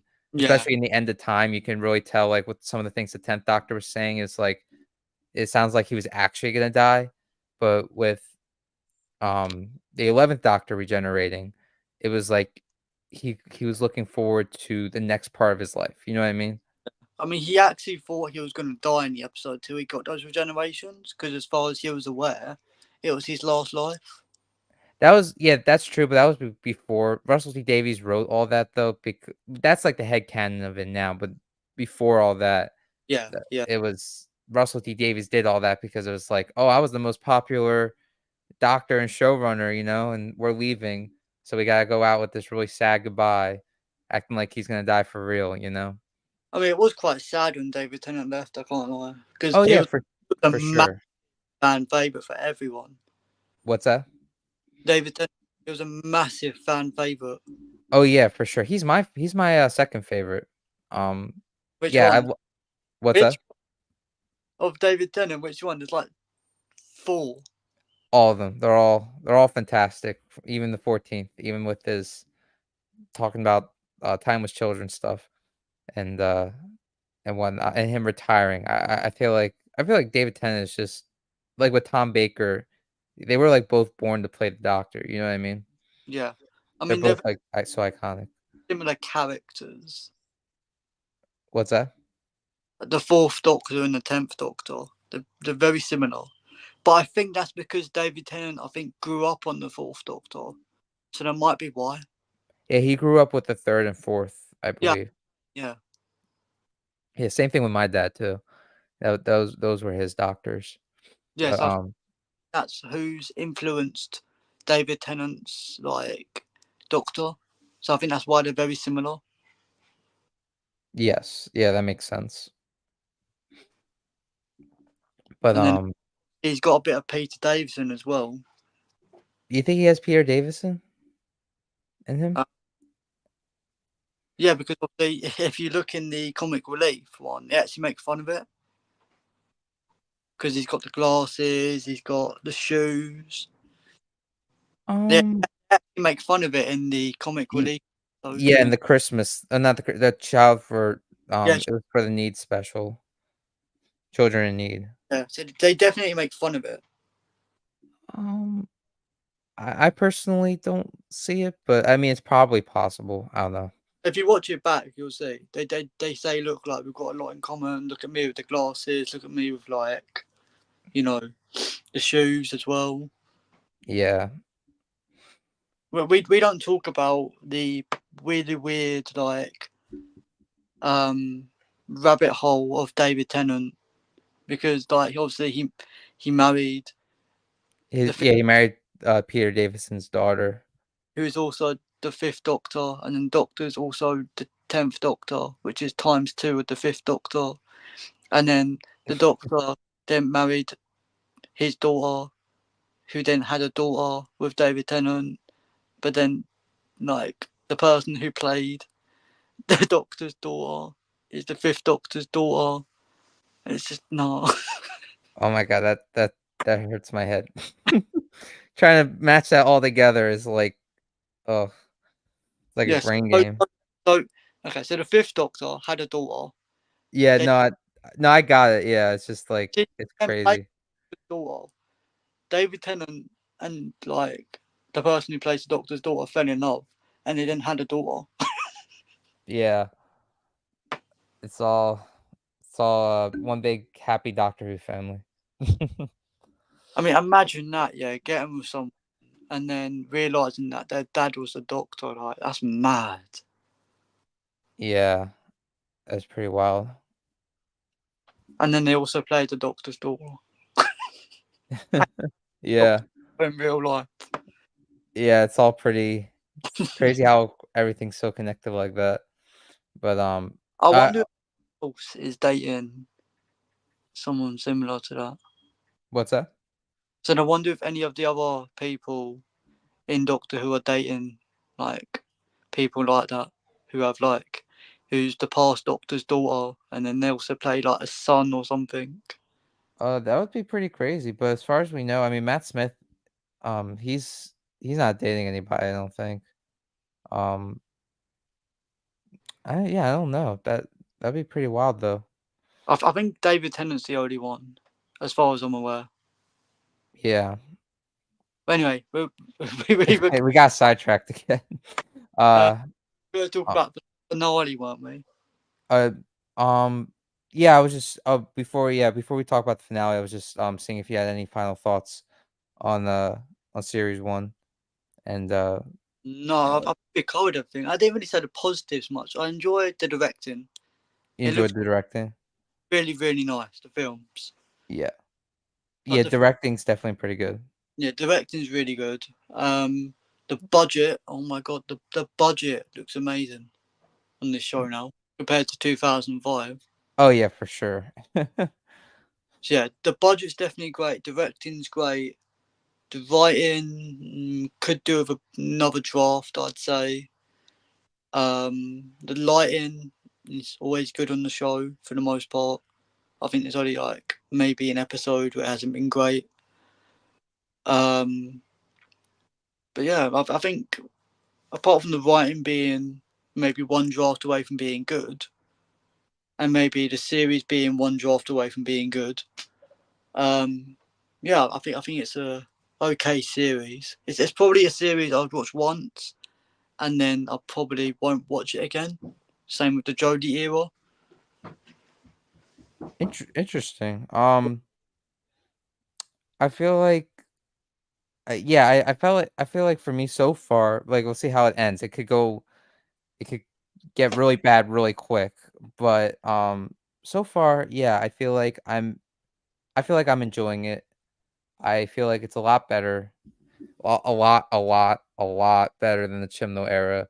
Yeah, Um, I feel like with the Chimno era, the whole thing needed a complete everything. I felt like everything needed to be changed. a whole redraft. Yes, a whole redraft, completely. Starting with I don't even know where to start with that era. It just needed everything. Everything with that era, in my opinion, was just I couldn't stand it. But I think the point was to get darker and darker as the series goes on. From looking back now, with what with the series, the season, the Jodie era, yeah, I think the point was to get darker and darker as the series goes on. I feel like it got dumber and dumber. I could tell. Feel like that's what happened. But We were playing it safe and having like mid villains in series one. Series two, it got higher and higher with the stakes, and then series three, the universe started like collapsing in on itself and stuff. yeah, So I think he wanted it to get darker and darker as the series went on. yeah, yeah. In my opinion, it just made me dumber, and then that was about Lost a lot of IQ. what's that? Lost a lot of IQ. Oh yeah, yeah. That whole era took years off my life because of how like WTFs. I said Yeah, that era was just it's from the past. We've moved on, hopefully. Hopefully no Time with Child stuff is mentioned besides the doctor saying he's adopted. Does that bother you with the doctor saying he's adopted? I mean, I prefer that over like them going, "Oh, from another universe. I don't know where my home is. Um, this person adopted me, experimented on me. I'm the first ever like actual Time Lord and everything." I prefer them to just say I'm adopted and just stay at that. I'd Yeah, rather, I agree. I just pretend anytime he says that though, it makes me cringe, but at the same time, I can just ignore it, you know what I mean? Because it's not anything too egregious, you know what I mean? yeah, yeah. And the doctor's always hinted at being not 100% a Time Lord, like with the hybrid storyline and the half human thing from the Eighth Doctor. And You the know what I tenth, mean? What's that? they tried going that route with the 10th Doctor. A little bit, yeah. So saying he's adopted isn't the worst thing for me, but as long as he's not like, "Oh, I'm the first Time Lord and I had all these past lives before my first incarnation and I'm the chosen one." I'm And just hoping they don't try and lean into that and go like and unlock all their memories that's apparently like in this fob watch. oh god. No, I'd stop watching. I immediate as if they did something like that, I immediately will turn it off. Like, Because he never opened it. Do you remember? It's still in the TARDIS. And he said like I'm pretty sure Jodie said to the TARDIS, you know, when I'm ready, I'll call you or something. And then it'll come into the TARDIS and then they can just grab it and open it whenever they feel like it or something. I may be wrong, but I'm pretty sure that's how the scene played out. oh jeez. Oh god. I'm having faith that Russell T Davies is just using the adopted storyline to relate to the companion. I'm really hoping he doesn't full-blown explore timeless children crap. Fingers I mean, crossed. he's got another two series yet, so We'll he see might, how the finale goes. might even be four series. I don't know how many series he's planning on doing. Oh, yeah, that's a good question. Well, either way, he's gonna be involved with the future Doctor Who, right? Because it's run by Bad Wolf. Yeah, I mean he's in his 60s though, so realistically he can't be doing it for like. I say he's probably got about another 20 years in him, You think 20? maybe. It I very. I don't know what he wants to do with his life. He could retire at 80. I don't know. Yeah, that's a good question. I feel like he But wants to stay for at most least 2 like doctors. retire about 80ish. What's that? I think most screenwriters start retiring about the time they're 80. Yeah, or some of them work for the rest of their life, but, yeah, we'll I mean, see. look at Robert De Niro. What's that? Robert De Niro. Robert De Niro, Martin Scorsese, Steven Spielberg, they're all, like they're all gonna work till the day they die. Michael Caine just retired in his 90s. Yeah. Yeah, that's true. He said he would've kept going, but no one offered him anything. They said the only role he's going to be getting is 90-year-old roles now. Yeah. I mean, I think he was already getting them anyway, so I don't know. Yeah, It's I don't know. a He very strange comment. definitely, yeah. He would actually would I think he would've been able to make a really good doctor, but, I mean, I'm yeah, quite glad he's not acting anymore because obviously in your 90s, you're not exactly in the best health. no, he should enjoy the rest of his life just in retirement. He's probably only got about 8 years left. 8 years. So, yeah, I would advise him. What's that? He's probably only got about 10 years left. Yeah, yeah, hopefully it was a long time, but, Don't you find that weird how Vernon Cribbins died about June, July time, and now the other actor died about June, July time, and they're both in their 90s? who I was the think other I think doctor? they were the same age, or Oh, just William Russell and Vernon Cribbins? yeah, they both died around the same time. You don't find that a bit weird? Yeah, it is a bit weird. Maybe it's a Both Doctor in, Who both curse. in their 90s as well. Yeah, it's, another Doctor Who connection, I guess. It's a Yeah, Doctor Who curse of some kind. But, but yeah. Yeah, it's a shame that they both passed away, though.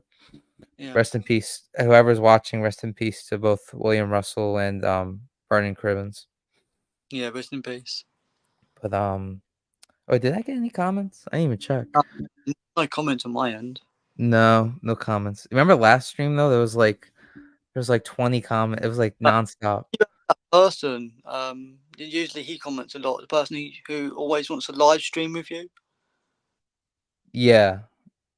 Yeah, Where's no, yeah, no one's here for this one. I think it's because when I talk about Doctor Who, it doesn't sometimes it brings in viewers, but most of the people that are subscribed on my channel, they're all mainly for like superhero content yeah.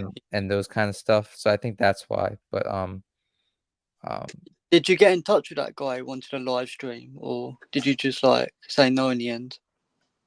yeah, no, I said no to Oh, that. Yeah, I'll tell you more about that off stream for sure. But uh yeah. Oh yeah, so back to yeah, we keep getting sidetracked. the But finale. what what's that? The finale. You want to talk about the finale? Yeah, yeah. Okay. Yeah, so what do you think of the so how do you think the season's gonna end?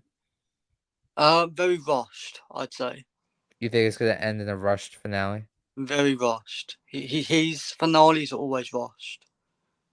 Russell T Davies finales? I think yeah. So series one was pretty good. I don't think that was rushed. Series two was a little bit rushed. Series three, it dipped a bit lower, and series four was good. Like sort of finale wise. But I think that's because he's built up to these finales. I think in season one, or whatever you call it, series 14, or whatever you call it, I don't know what to call it anymore.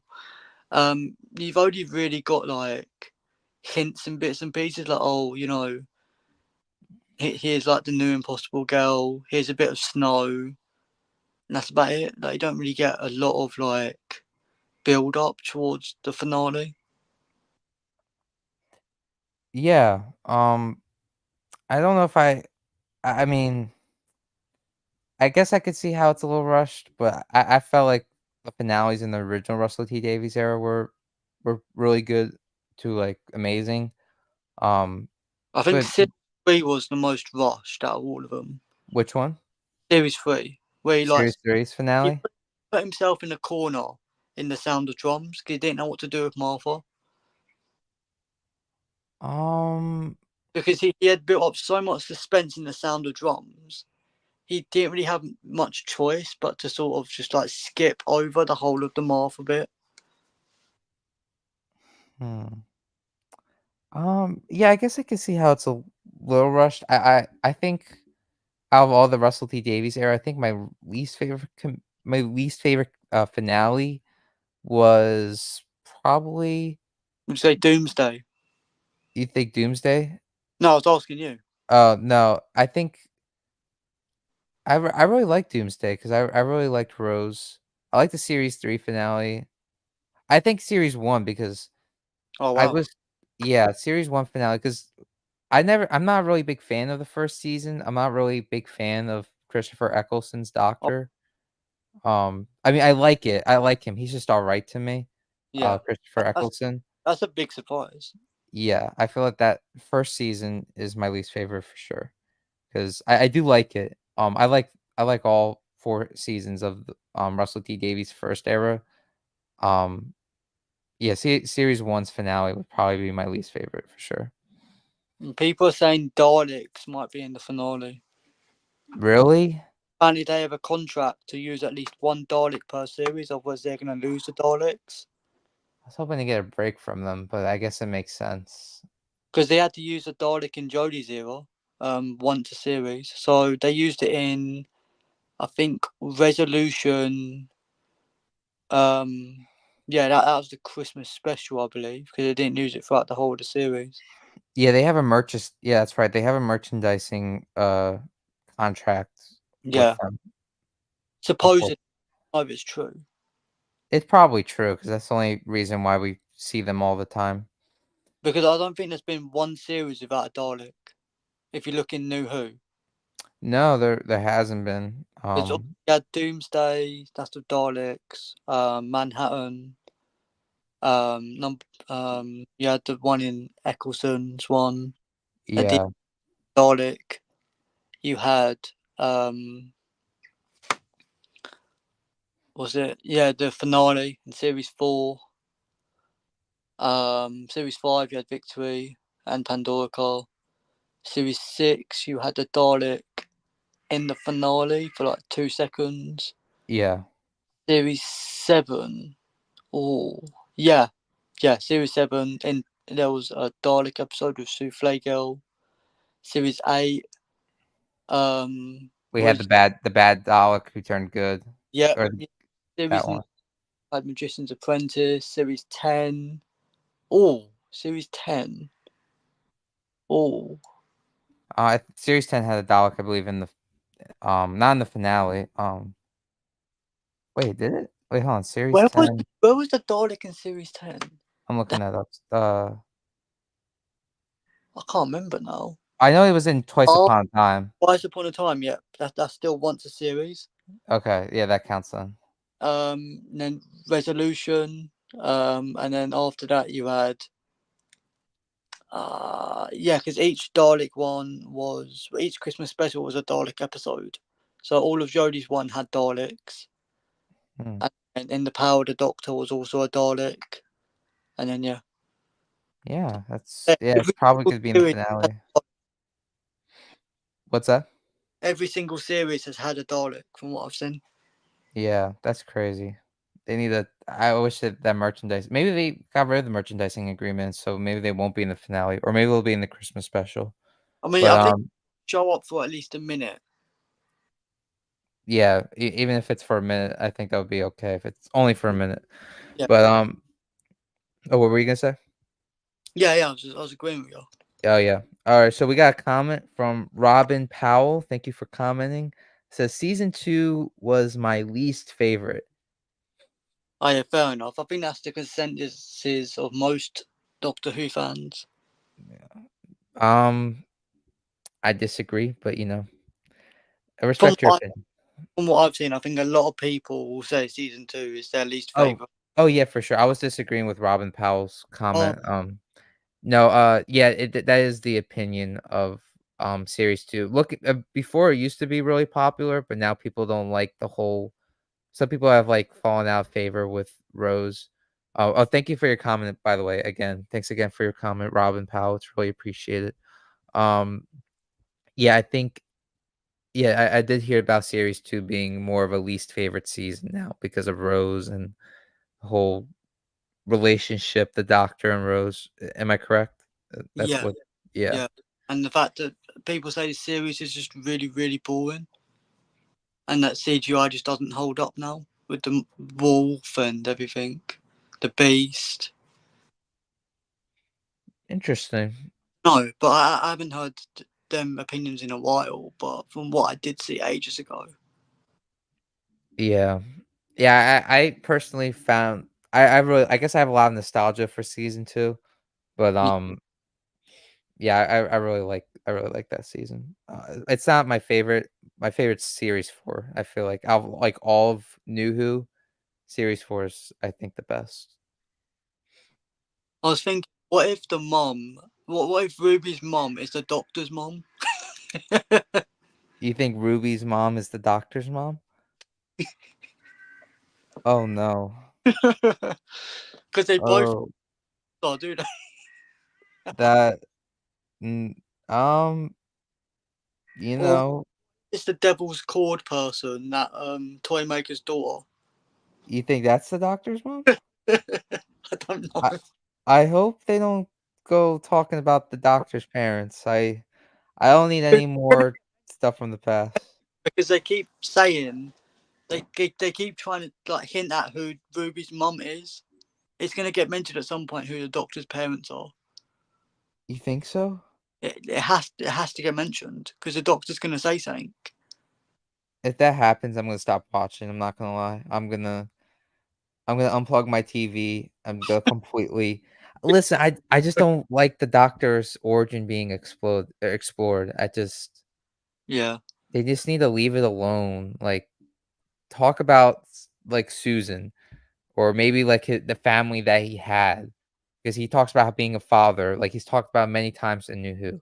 Maybe, like, explore that a bit, like, about his family, or Susan's parents or something, or how you know what I mean? That's I'm okay exploring, but, like, going beyond, like, before with him being the chosen one, the timeless children or timeless child, that I that's just I don't like it in my opinion. What if the trickster comes back?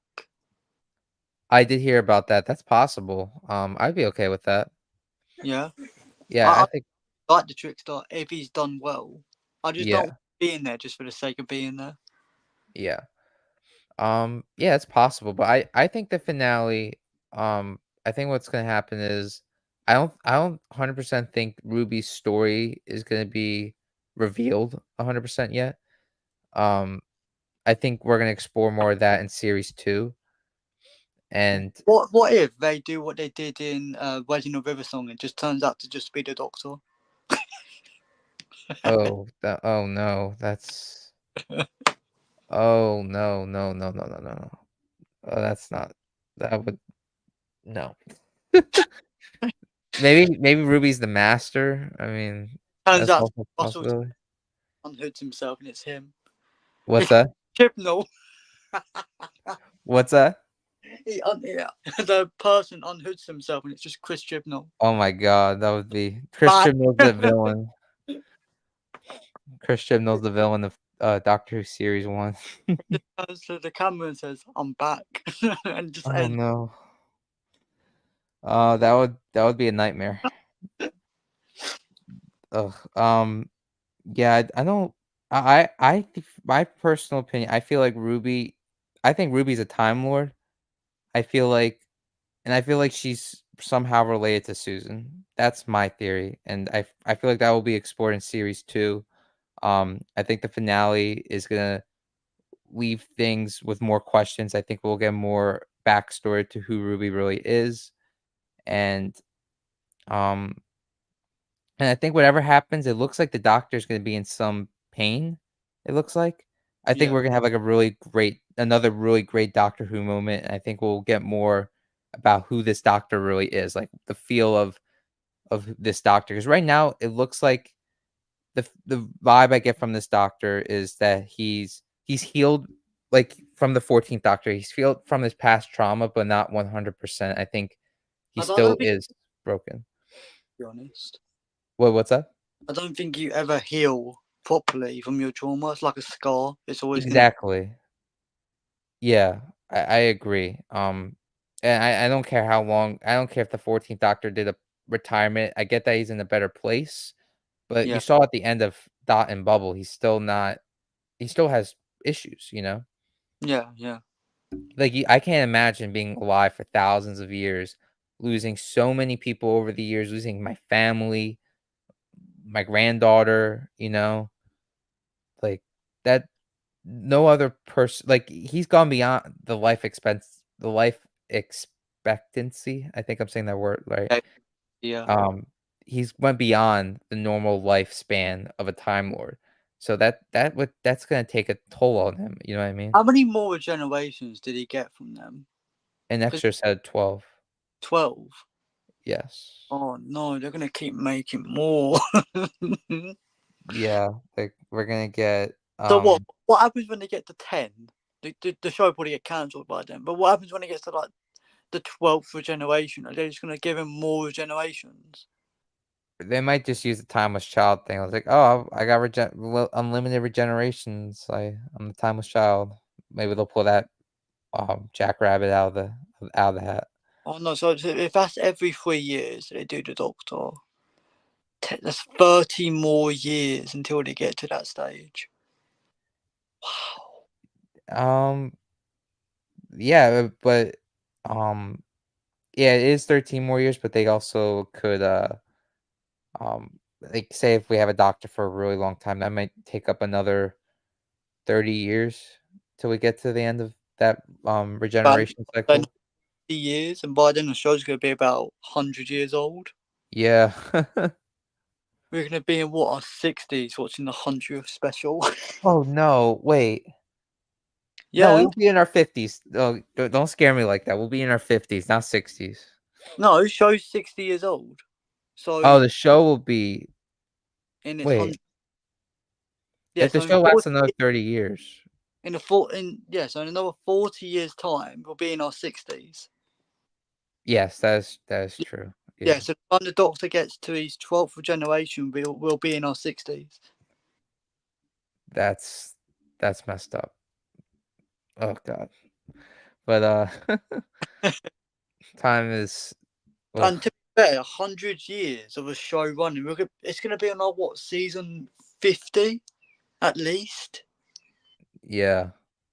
Right, It. so what, 3 series is on 30 series is add what? What are we on, series 14? So that's nearly 50 series is in, if not Yeah. more. Wow. Yeah. That would be like a world record. You'd never be able to binge watch that in a week, would you?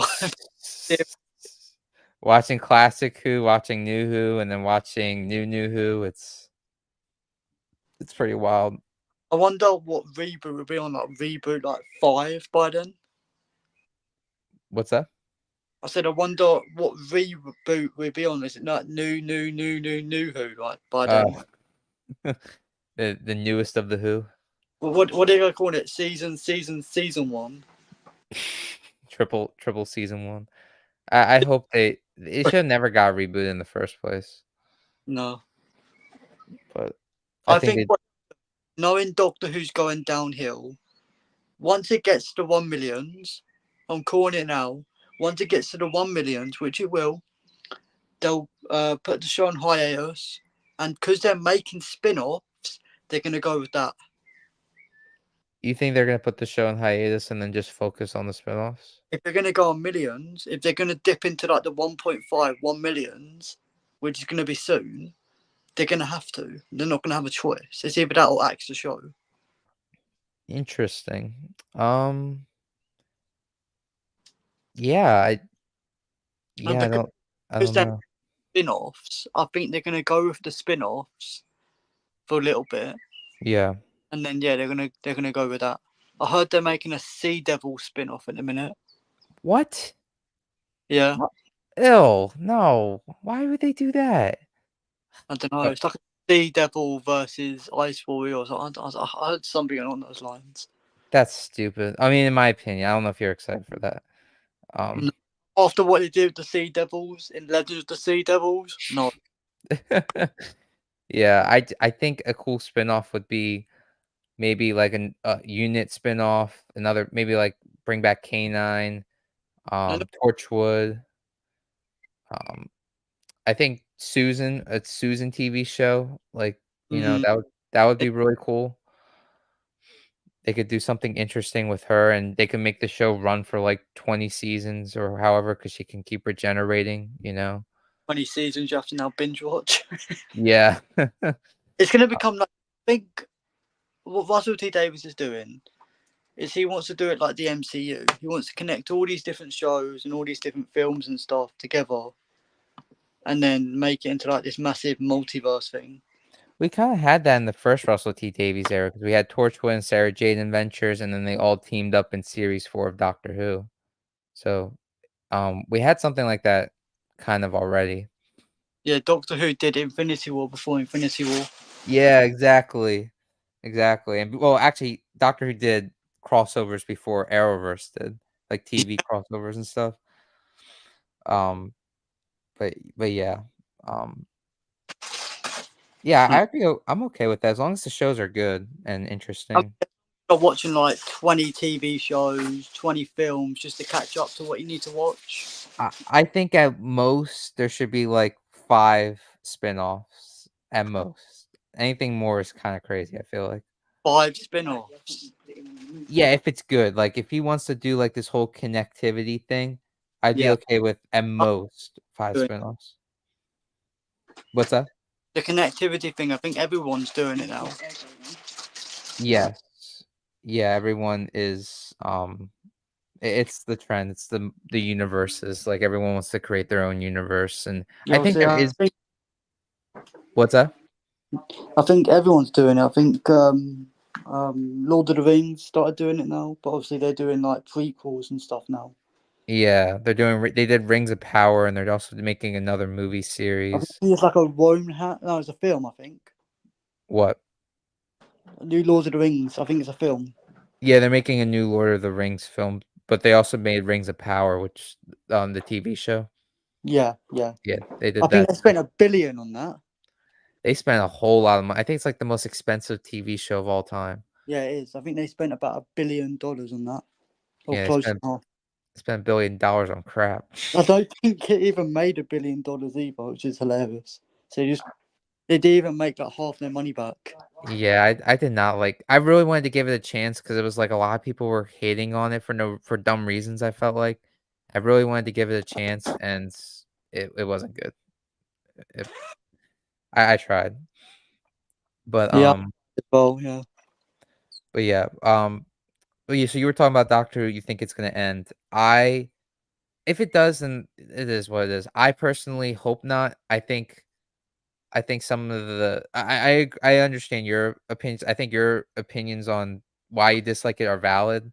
I feel like some people are saying really dumb things as to why the show's bad right now, in my opinion. What's their opinions like? That'll be interesting to Read discuss that. read my comments on the video that got 2.1 thousand.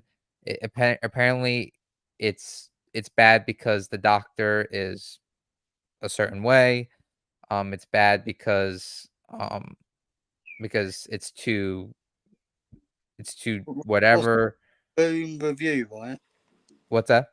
Was it called Boom Review Film 1000? It's called, um,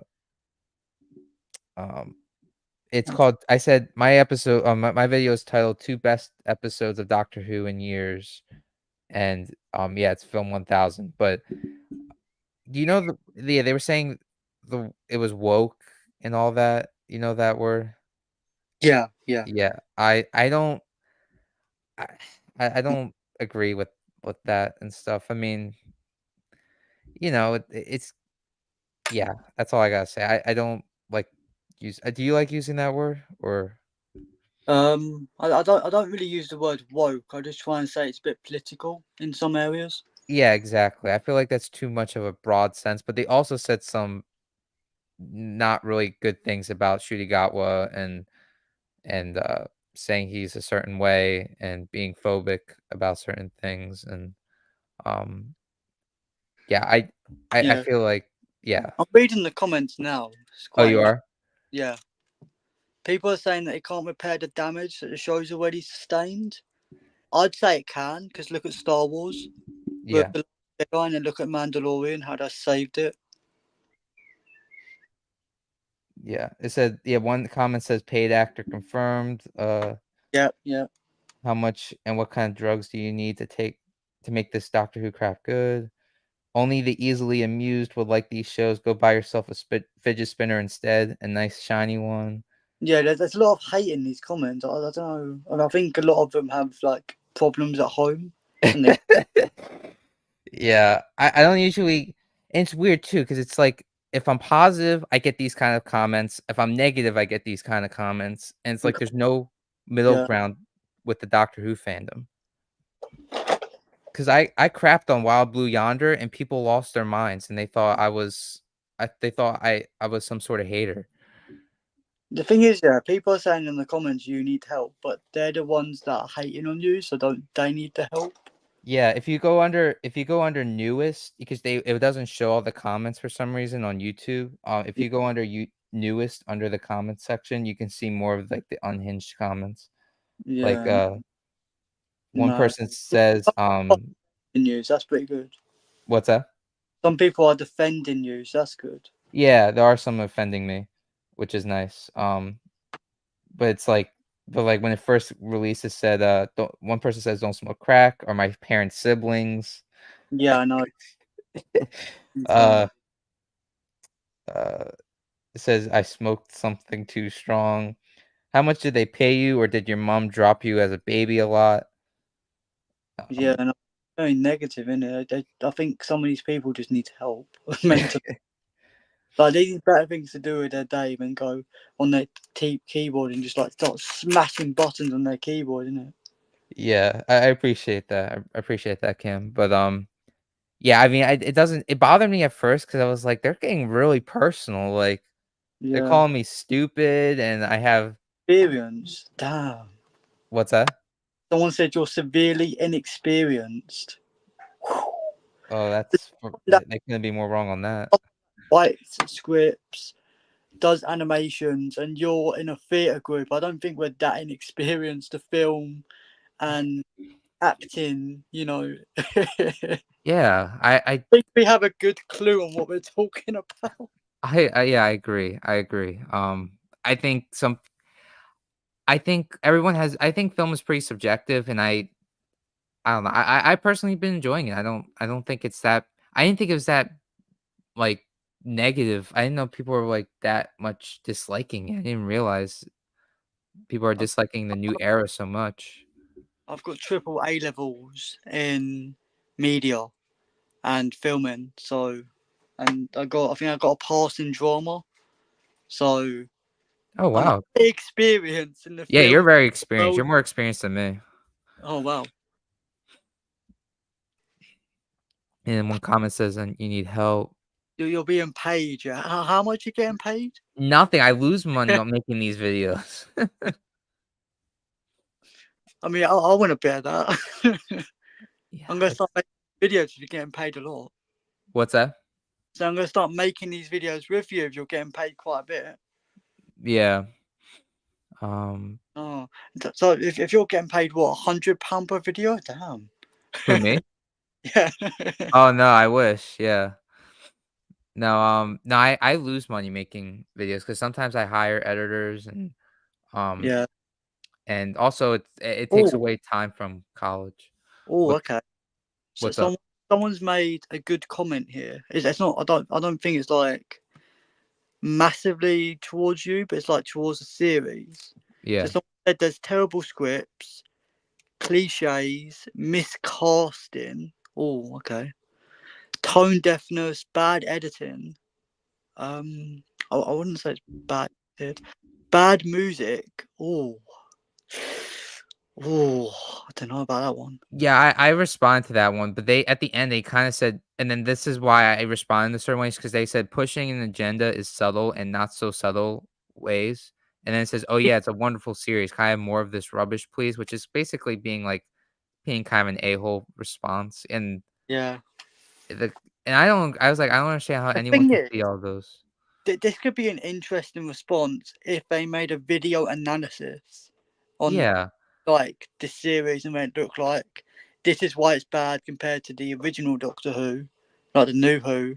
And I'd been all for it. I would have watched it, but they've just put like what's it? Flashy words, um, like shock words, basically.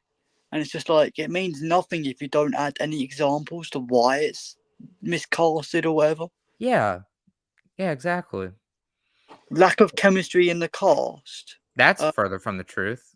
yeah, I've heard nothing but good things about Millie and Shooty Cat. We're getting They along. have great chemistry no matter what people I personally think they have great chemistry. They feel like the 11th and Amy, in my opinion. No, I mean because he said in the cast, so I'm not sure if he means like as them as people or he means the actual cast members. I think he means, like, they don't have good chemistry, like, as doctor and companion. Mm, I mean, if he could point us to like where they do have good chemistry, then I guess they could. Again, examples would have been nice. Yeah, I could pull out many examples where I feel like they have good chemistry.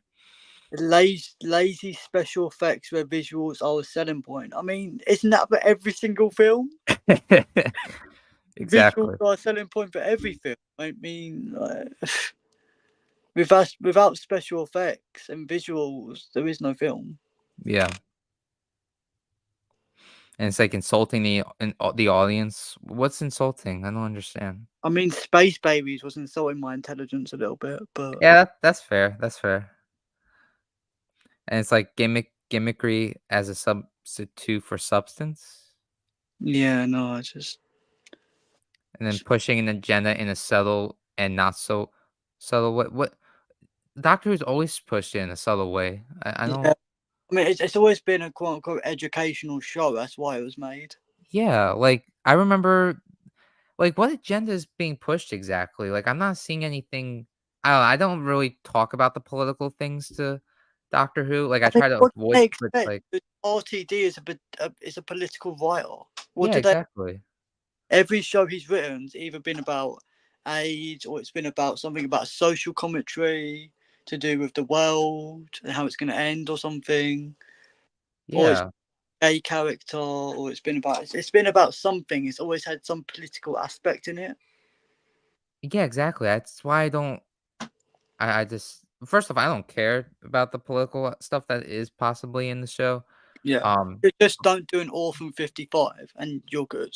exactly. If it's written in the way that's good, then I mean, I understand certain people. I try to respect everyone's opinions and stuff. Like Yeah, I try to be nice about it, but it's like Doctor Who's just always been political, and it's fine. I don't think it's that but like the in Dot and doctor's Bubble. gay. Apparently, the doctor's gay from one of the comments. There are hints of it.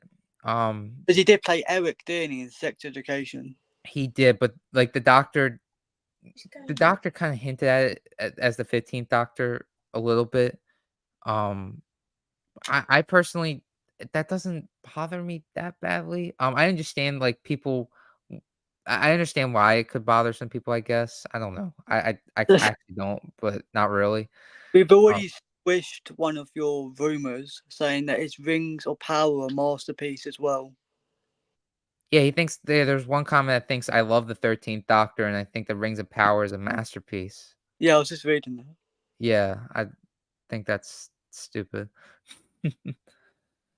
But Everyone's saying apparently you're either a paid actor or taking drugs. stupid. It's like it's some like what? What are those? I just don't understand. Like, why can they just like respectfully disagree? You know what I mean? Yeah, yeah, no, it's just It gotta like personally insult me. Like, and then Wild Blue, my on my Wild Blue Yonder review, like I got personally insulted there like too it's a for just like TV show. I don't know why these people are getting so like I guess butthurt over someone else's opinion. Like people can have different opinions. I guess not. I don't.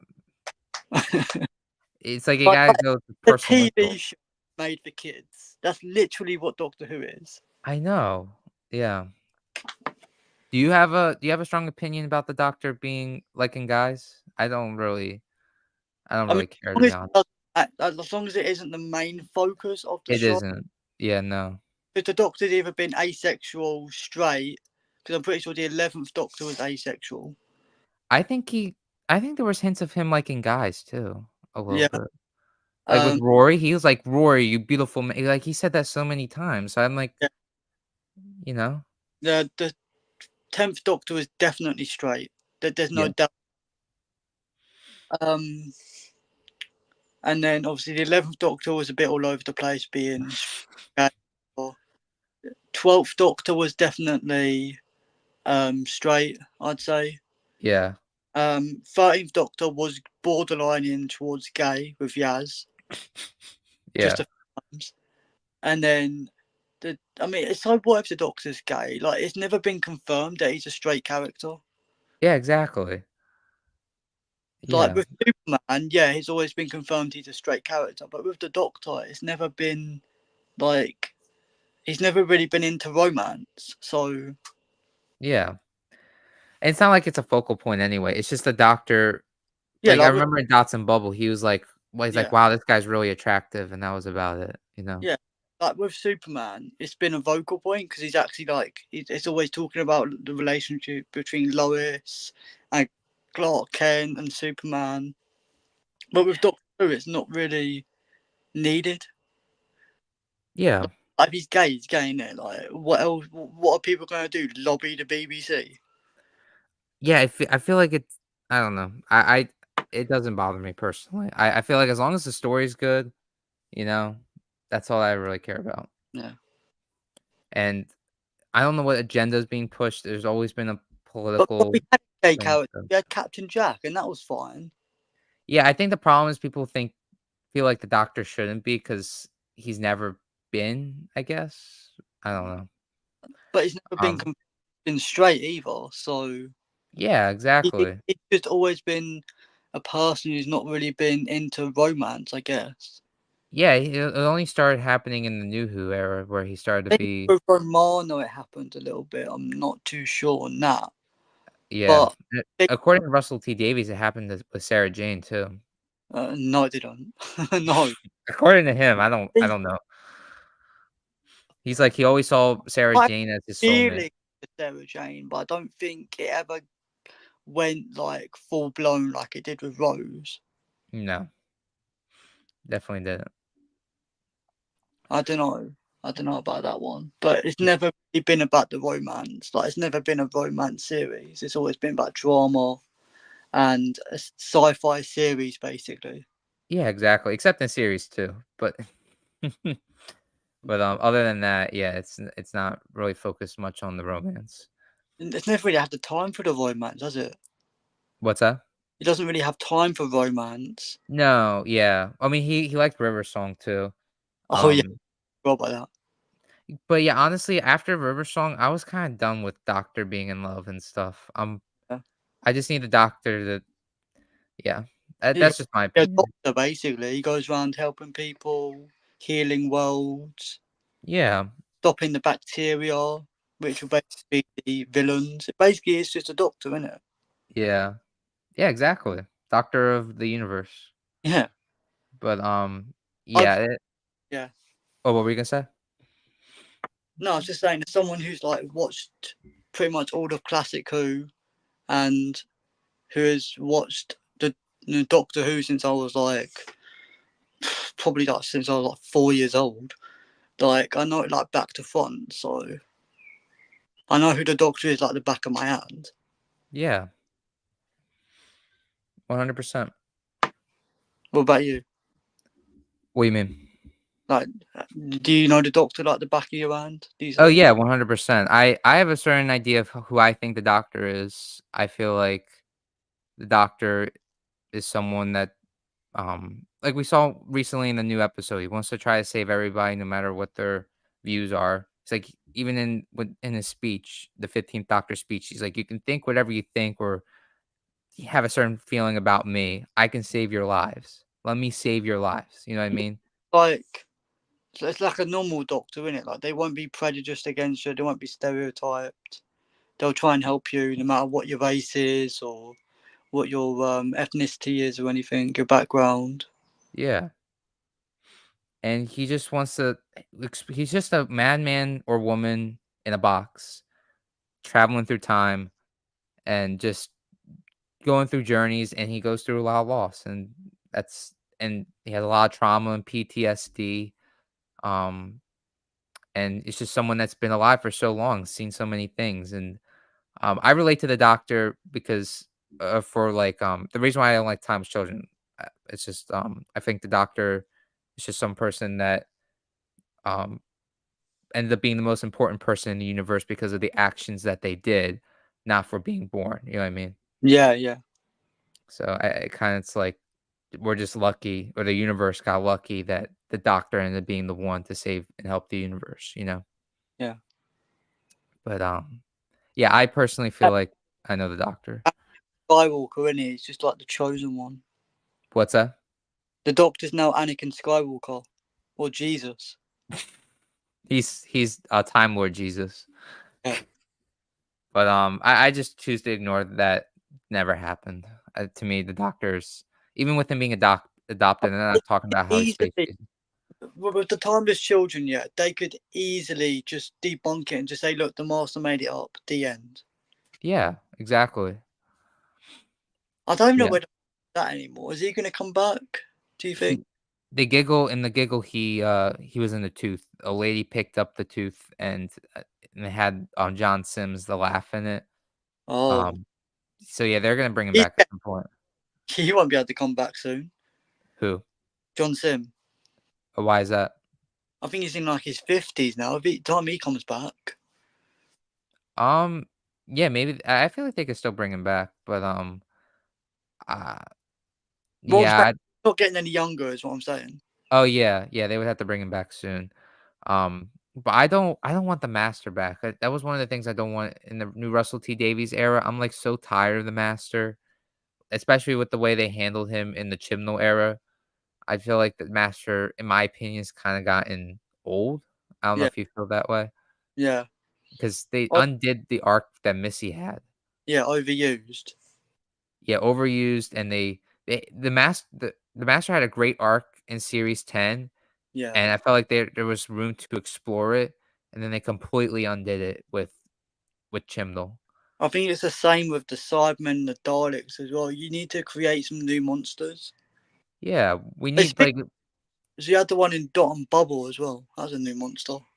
that wasn't anything memorable though. The only thing that was memorable was the ending where it was like the twist of they were actually supremacists and they Oh, were yeah. Um Yeah, but we need like another Weeping Angels, the Silence. We need like another villain that's new and memorable, you know? yeah, yeah, Or bring back the monk or like classic Who villains. yeah. I'll be back in a second. Okay. All right, guys, it's just me. I see there's one person watching. Hello. Feel free to comment anything. And yeah, just yeah, hope all is well with you guys. Whoever's rewatching the stream, welcome, welcome. Um Yeah, hope you guys are all doing well. Hope you guys are enjoying the stream so far. I see there are some people tuning in. We have 5 likes on the video. Thank you for everybody who has been liking the stream so far. Thank you to the one person that's currently watching. Hopefully, we get some more people to come back. Um, yeah, hope all is hope all is going well. Appreciate all the likes and comments.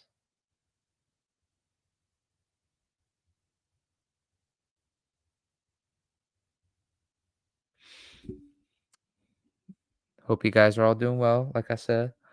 It's just me at the moment. Cameron is currently is away. But yeah, if anyone wants to comment, just comment, all good stuff. Thank you again, Robin Powell, for your comment. And yeah, also you guys can super chat as well. Anything to help the channel would be greatly appreciated. Um, and yeah, just talking to the abyss. Hope you guys have been enjoying the video. Comment down below once you watch the stream as well. That would be really cool. Let me know what you guys think of the stream and your current opinions on Doctor Who season 1. So far I'm enjoying it. Seems like Cam, on the other hand, has a bit more of a negative opinion, but we're all we're all allowed to have different opinions. That's what the great thing about debating and having opinions are.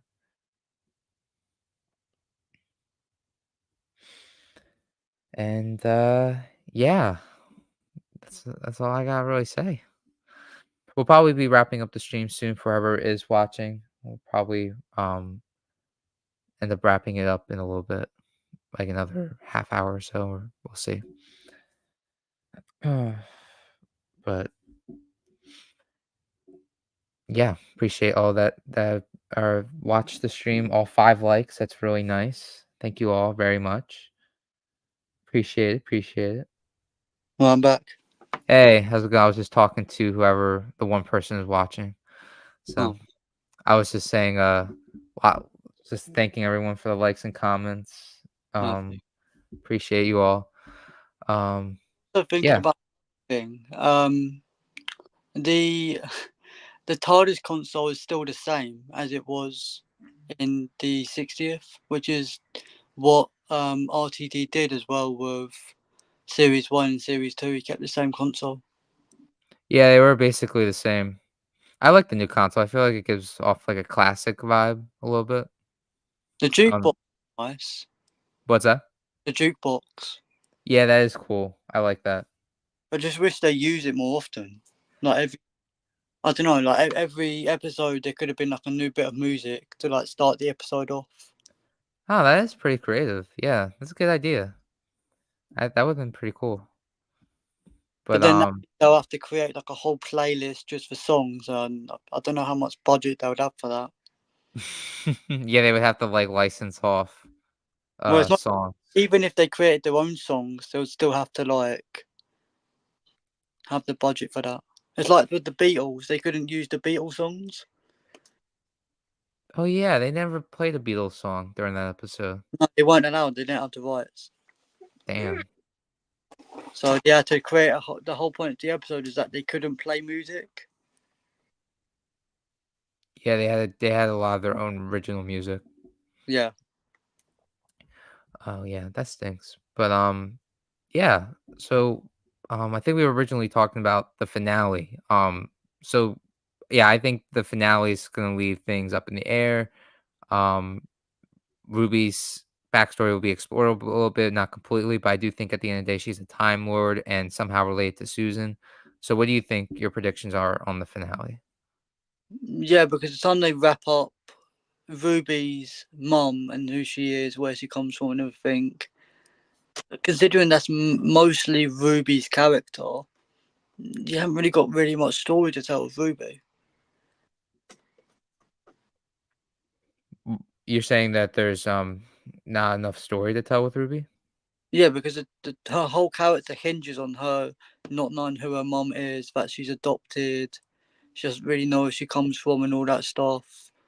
So the time that she finds out all of that, there's not really much else you can really tell because she hasn't got that much of a personality. She's got like, you know, she likes looking after babies.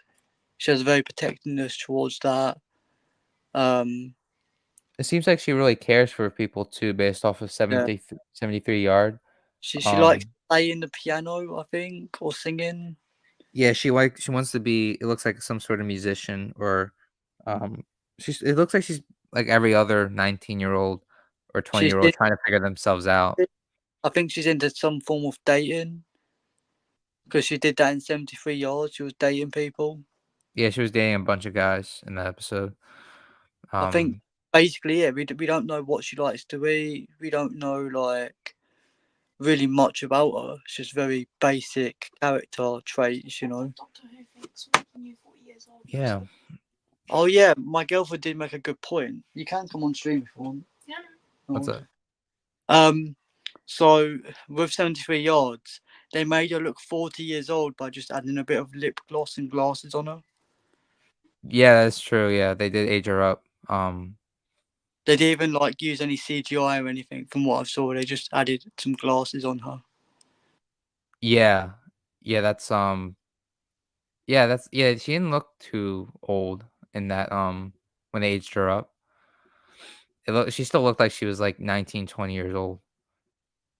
Yeah, no. If you look at someone from their 20s to 40s, you can definitely tell they've aged up a lot. So she must have used some good cream, you know. I want that cream. Yeah, I want that um moisturizer, you know. what's that? I want that moisturizer. Yeah, yeah, I agree, same. Um, but But yeah. she did look pretty good in glasses. So I don't know why they didn't just keep her in glasses for the companion. The first companion with glasses. That would have been a good sort of change, but Yeah, that would've been I don't think yeah, there hasn't really been a companion. I mean, I know, Martha wore glasses sometimes, but, it wasn't anything permanent. But, yeah, that would be pretty cool. Maybe the next companion will a lot of wear glasses. people, like the audience, could relate with who has glasses as well and see themselves in Millie Gibson. And be like, oh wow, you know, I really like that companion because she's got glasses. Yeah, yeah, that's actually a good point. Yeah, that would be pretty cool to get a companion with glasses, or just a companion that's just different in general. Like Ruby is kind of a companion we already saw with Clara and And Rose. yeah, very similar to Rose. Yeah, Yeah, I see her as a combination. yeah. I'm just Is she? hoping that the companion in series 2 isn't just a like actual just Martha all over again. You hope the companion is a Martha, like a Martha type character. Yeah, because then he's just writing the series again, and it's just playing it safe. Well, actually, we did see the companion in, Boom. I don't know if she's playing the same character, but the actress was there. Did you know that or notice that? With they do that a lot of times. Did that with Peter Capaldi. They did that with Karen Gillan. They did Martha. Freeman Ackerman. Yeah. So they do it all the time. Yeah, it's possible she's playing a different character, but I hope she's playing that same warrior type of Probably character 'cause a different character. you think it's gonna be a different character? Yeah, probably. They did it with Clara as well, but they sort of tried to lean into it. Yeah. Yeah, I hope, um But they do it all the time, so I think they do it as like they make a guest appearance or something, and then if their performance is really really good, I think the showrunner or their agent or something gets in touch. They look like they want a bigger role. I don't know how it works, but I'm guessing that's what happens. yeah, I think yeah, I'm sure it's something like that, but, I'm guessing she is gonna probably play a ordinary 21st century companion, but I think it would be pretty cool if we got the companion ends up being like what we saw from the episode Boom, 'cause it's something different, it's a she's like a soldier, I'm hoping that Ruby and the new companion don't fall in love. You hope they don't. Yeah, I hope they don't, because I'm pretty sure it said in the Devil's Cord that Ruby dated a lesbian that was trans or something. So Oh, I'm just praying that they don't fall in love, because I'm pretty sure the person in Boom was also a lesbian, like the character. no, she liked the guy, the I'm person not in Boom. not sure. In the episode Boom, um, the companion, the new companion, I forget her name, Oh, okay. um, she fell in love with she was in love with the one guy, I forget his name. Or are She you might. talking about Ruby? Are you talking about Ruby? I was talking about both. Oh, no, I think in episode 2, yeah, I think she might have said she dated a girl, but in episode 3, I don't think she said Trans, she dated yeah, yeah. anybody. Well, what is RTD's obsession with trans people recently? So Oh, you've I don't got know. Darby's, who's trans in real life as well, and then in the Devil's Cord, it then you know, I'm pretty sure it said that Ruby dated someone who was trans. I don't know. It's very strange what his obsession is on trans people recently. He's never been like this in the original show. I think it's because trans people are, more Oh, relevant now, it I might think. be Disney Plus's influence, I'd say. Maybe. I personally don't it doesn't bother me too much, or it doesn't bother me, but, Yeah, I saw that as a coincidence that he mentioned it twice this series. he also there was a trans person in episode 2 as well with the villain. Oh, That was yeah. that Right, person was right. transgender.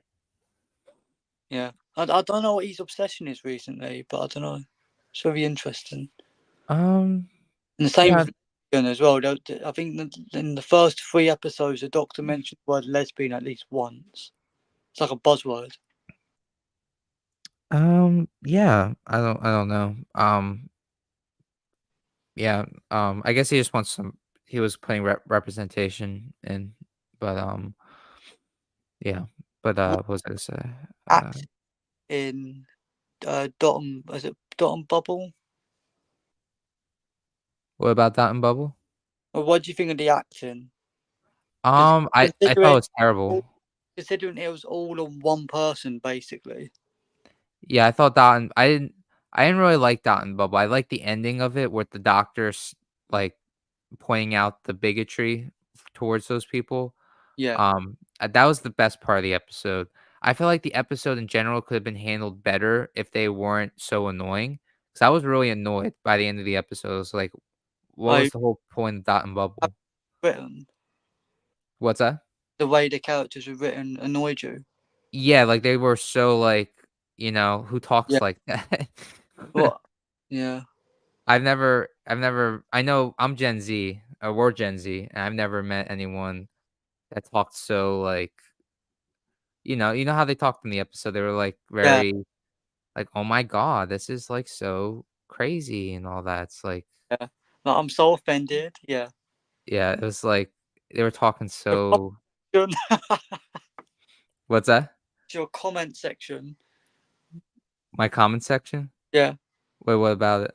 on that episode you talked about the best two episodes of Doctor Who. Yeah. Yeah, that's your comment section. I'm so offended. I know, yeah, everyone was so triggered. You also should look at my Wild Blue Yonder comments. It's like the same vibe, but the opposite because it's people that love Doctor Who, and they were calling me a hater I and wonder if it's the same people. s I don't know, I guess It's it worth seems like looking into. what's that? It's worth looking into if it's the same people. Maybe, yeah. Well, it's weird though, because those people were hating me because I liked the episode, and then the other people were hating me because I disliked the episode because I'm apparently a sexist hater or something, and I don't even know. I didn't even say anything that was whatever. I didn't like the episode, and apparently I'm like being called all these crazy names. It's like what? I didn't even. I was just talking about the writing. What are you talking about? Yeah, But apparently that's the writing because you're not actually a screenwriter. So what's that? apparently, if you criticize the writing, then that's bad because you haven't got enough experience. Yeah, I guess. I don't know the logic, I guess. But yeah. So it's just I think the Doctor Who fandom's just really split right now. You got two sides that are really crazy, and then you got people like you and me who are like in the middle, who are like sane, can Yeah, actually have respectful adult conversations and not talk like we're 12-year-olds, like these comment sections. yeah. Or I mean, I guess these people are I terminally online or something. studied film and everything. I try and look at it from like, why did they do that angle? Not, oh, it's so bad. Like I try and think about why they did it. Yeah. I never wanna try to personally insult anybody over opinions, like, that's just weird, you Yeah, know? Like, we're talking about movies and TV shows, it's supposed to be, like, a fun conversation, but ever since I've been on the internet, everything's been so serious when talking about I mean, yes, I get moments where I'm, like, really upset, like, and I play it off as, like, being really upset because it's like, I am, but it's at the same time, I'm not gonna take it to extreme levels, you know what I mean? yeah, If that makes any sense. I yeah. don't It know does. if you're the same way. I mean, I try and just be professional about it. Yeah. But, Like, like think about how is this going to reflect on me if someone screenshotted this and like send it to someone else. yeah, exactly. Yeah. But, yeah, like, I remember when The Power of the Doctor made me upset, I was like, "Oh my god, this was so bad, it insulted my intelligence, I lost brain cells." I was saying all that because it's like, yes, it was really bad, but it's like, I was trying to say to, like, be over exaggeration, you know what I mean? Yeah, So it's yeah, like yeah, because that's what I do I mean, when I'm with my friends and stuff talking about movies, that's what we do, it's like you say it's, like, really bad, but we don't, like, personally insult each other, like, "You like that?" Like, "What, are you dropped as a baby or something?" Like, who says yeah. that? What are these people Like, doing? like even in banter, I just don't think you say it. No. It's so weird these comments are just, like, personally insulting people. Like, when did that become a thing to do when someone likes or dislikes a movie or TV show? I think it's because they're behind the screens. They just think they can say whatever they want without any consequences. It's a bit Yeah. and giggle. What's that? The Dot and Bubble episode. What about Dot and Bubble? I said your comment section, the way people just think they can say what they want whenever they want and not get away with it. I said it's a bit like the commentary in Dot and Bubble on social media. Yeah, and also, like, the giggle too. It's kinda Yeah, like that yeah, commentary as well. But, funny that. yeah. Um, yeah, it's just, the internet's going in interesting places, I guess. Yeah. But, yeah, I mean, it bothered me because I guess I wasn't expecting it, but now I have to learn to, like, just ignore it, and if I do see it, just respond to the weird comments in, like, a playful way, you know what I mean? I mean, I just wouldn't respond to them at all because then you're giving them the attention they want. If I respond to them, it actually helps the video out, so Oh in the yeah, long click on in it the again. Respond. That's what's clever. that? They got to click on it again to respond. That's clever. I like that. Yeah, but yeah, so all the yeah, because I that video blew up, it got to 2,000 views. I mean, that's a blow up for me, um, so, I mean, mainly that was all from the negative comments, so I learned to just embrace it and just respond in funny ways. Like when someone said I was dropped 100 times, where were you dropped as a baby? I was like, yeah, I was dropped as a baby 100 times specifically, just to like, or like one person said like, are you high? I'm like, yeah, I'm high every day. You know, I'm always. It's like that's how I've been responding now. So, Yeah. but yeah, what were we saying before about the? I completely forgot. I think we were talking about the finale and stuff. Gotcha. Yeah. So I think we discussed that. All right. So I guess the final part of the video would be to like, what would you be doing differently with the first season Doctor Who? I know what we would not like what your own era would be because we kind of talked about that Yeah, a and few I've streams kind ago. of done that as well in my own animations. What's that? I've kind of done that as well in my own animations. Oh, And gotcha. Oh, okay. So yeah, what would you do with like if you were with like what would you change? I guess about the 15 Doctors era so far. does the 60th count? Yes, because what happened in the 60th has led to this first series. Right, okay. So I think I've spoken length what I would change about the 60th. I'd make it more no, basically what the trailers are actually showing compared to what we got. So you would still keep the toy maker as the villain. Yeah, yeah. Um, I'll keep all of that. I would obviously discuss more into depth about. I'll keep bioregeneration, whatever. If you had to keep it, you have to keep it. I'll just go more into depth with it. Um, I'll actually make the 10th Doctor an actual, like, I guess before he regenerates. I don't know. It depends. I have to think about that sort of bit because that's all a bit like timey-wimey sort of stuff with like um having the 10th Doctor's face. I don't yeah, know. Maybe he's stuck with that. I don't know. Um, and then obviously Toy Maker, I'd keep. Uh, Donna's daughter having the meta crisis, I'll take out. I think that's just dumb. I'd Rose being trans is fine. I'd do it more subtly. And all that stuff. I think the 60th is just okay. As it is, it just could have done for more redraft and more refined sort of answers on things, so people don't get as confused when concepts are brought back up, like the screwdriver and bioregeneration and all that. I'll just explain it a bit more about yeah, why, definitely. It definitely needed more explaining for sure. because why the screwdriver is different, how the Doctor got his new screwdriver, why the TARDIS console changed, why bioregeneration's a thing now and wasn't a thing before, why the Doctor is now black, all this stuff. I'll discuss all of that in the 60th. Because the Doctor can't just change race. It's not something, apart from the timeless children, which don't talk about. It's something that never happened. He's always been a white male. So maybe something happened with the generation process and he's not black.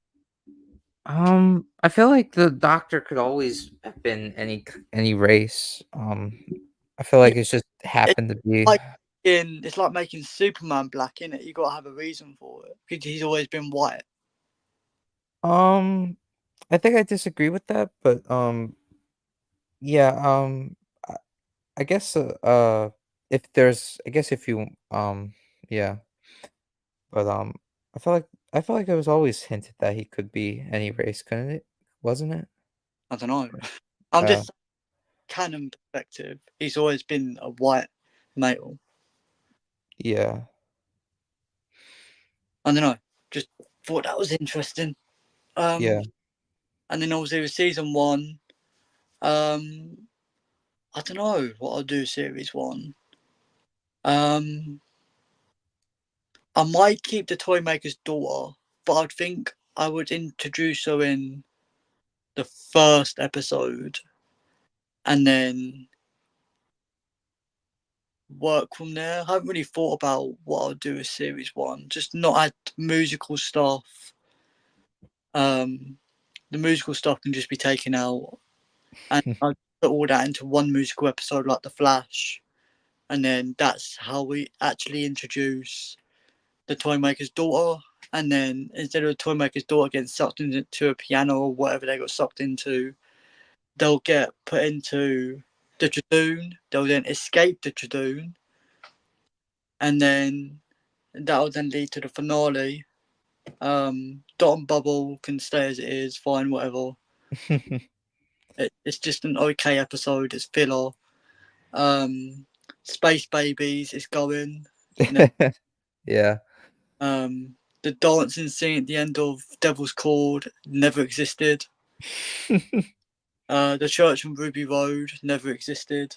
You didn't like the Christmas special? I don't think I talked to you much about the Christmas Yeah, special. drunk during the Christmas special as well. What's I that? think I took shots every time it was bad. Yeah, I think didn't like the Christmas special too much either. Yeah, no, I think I was on like my 10th shot by the time the episode ended.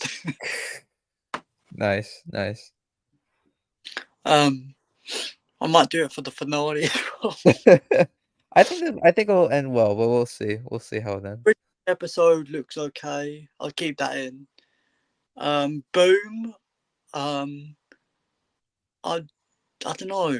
I think I would swap out Boom for 73 yards and make 73 yards a two-parter just to expand on it more. Because otherwise, the Doctor's stepping on something twice in the series. Because he stepped on a landmine, and in the second episode after that, he stepped in a sort of nest thing, whatever it is. Yeah, that is So true. Maybe it could have had something else, like instead of the doctor stepping into something like in 73 yards, maybe he could have like it I don't could have know, been. went through a door or something. I think Ruby stepping on it would have been a better reflection of, oh, okay, Doctor stepped on it this episode. Ruby steps on it second episode. They both need to work on their footpath.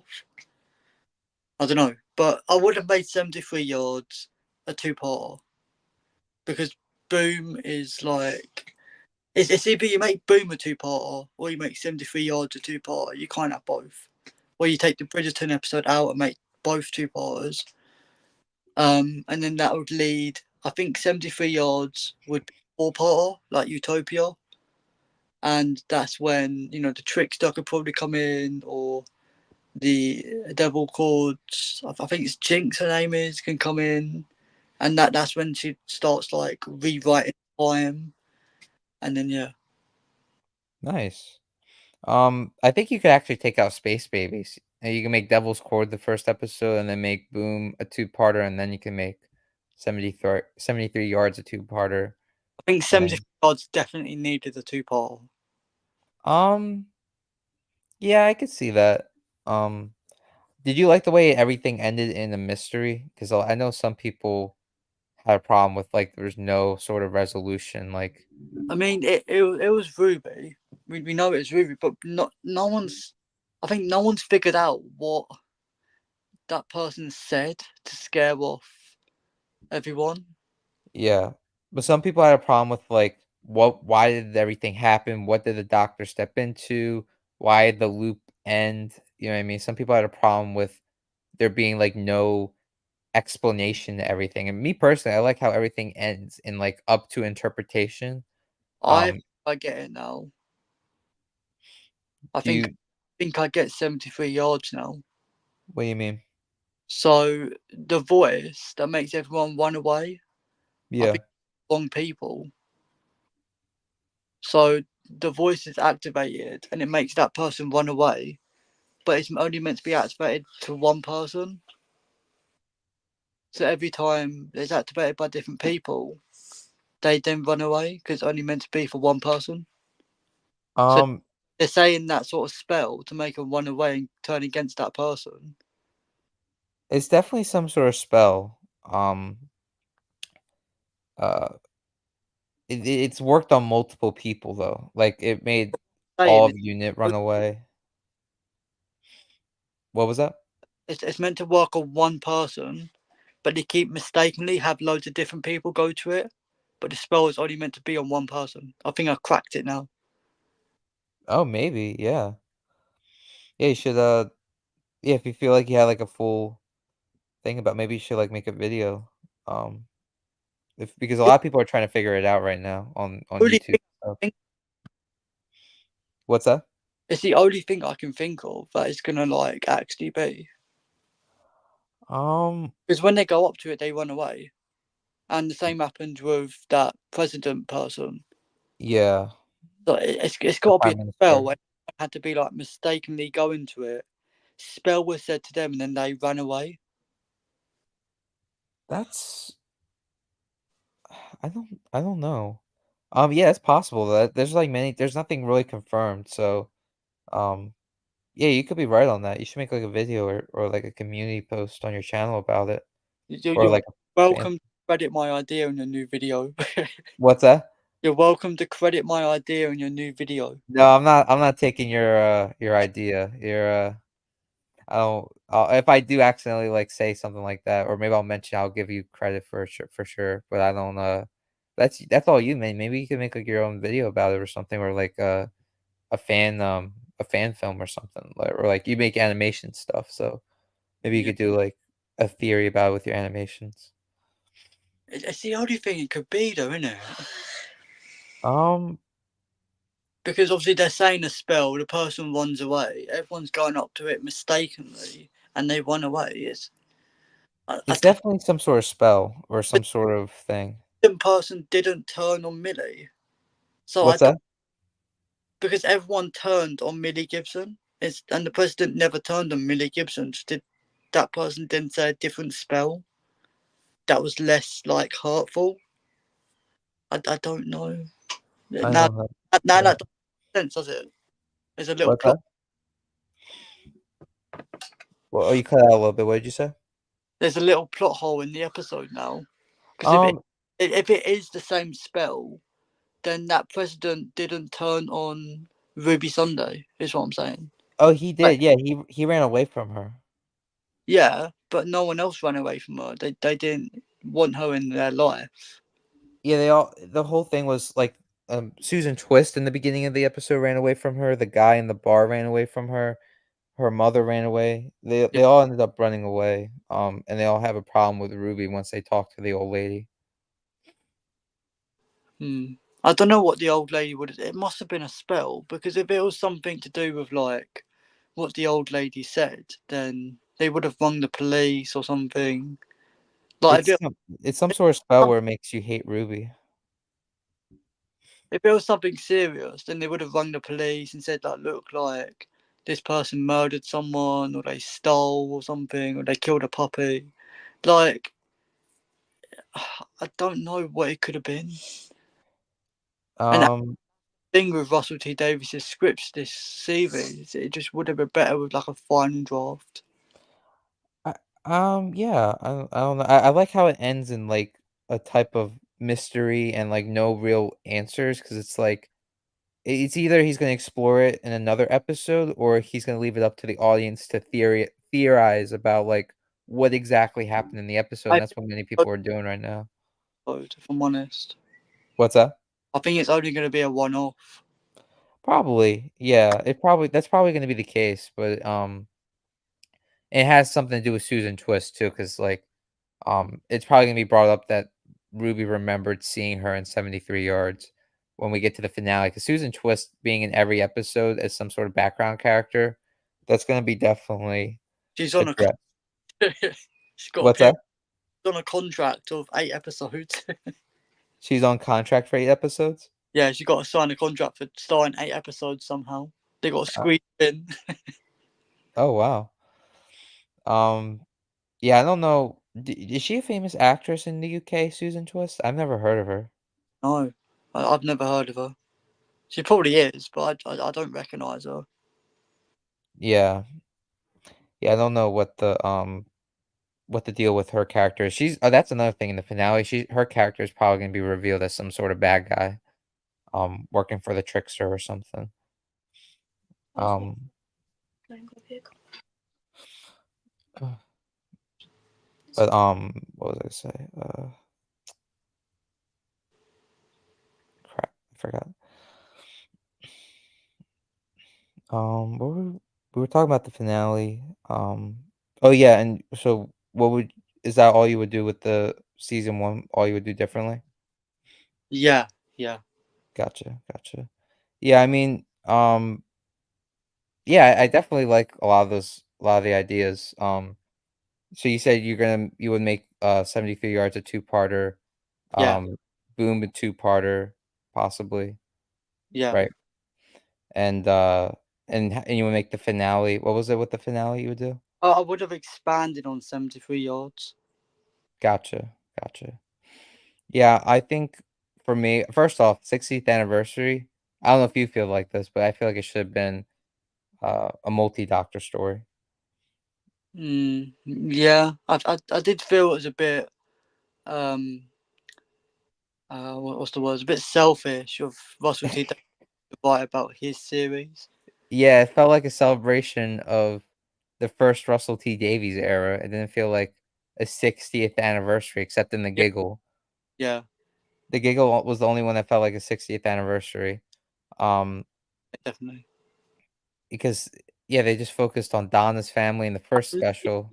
I've heard rumors that Russell T Davies says to the cast and crew working on the series that they don't talk about any previous Doctors or anything that happened in the series at all. It can't be mentioned. It's not allowed. Wait, what? Yeah, apparently the cast and crew can't mention anything to do with previous Doctors. On set or in like in the show in general? Both. What the But, hell? but then they mentioned Susan, so I'm confused. I think it's just a rumor.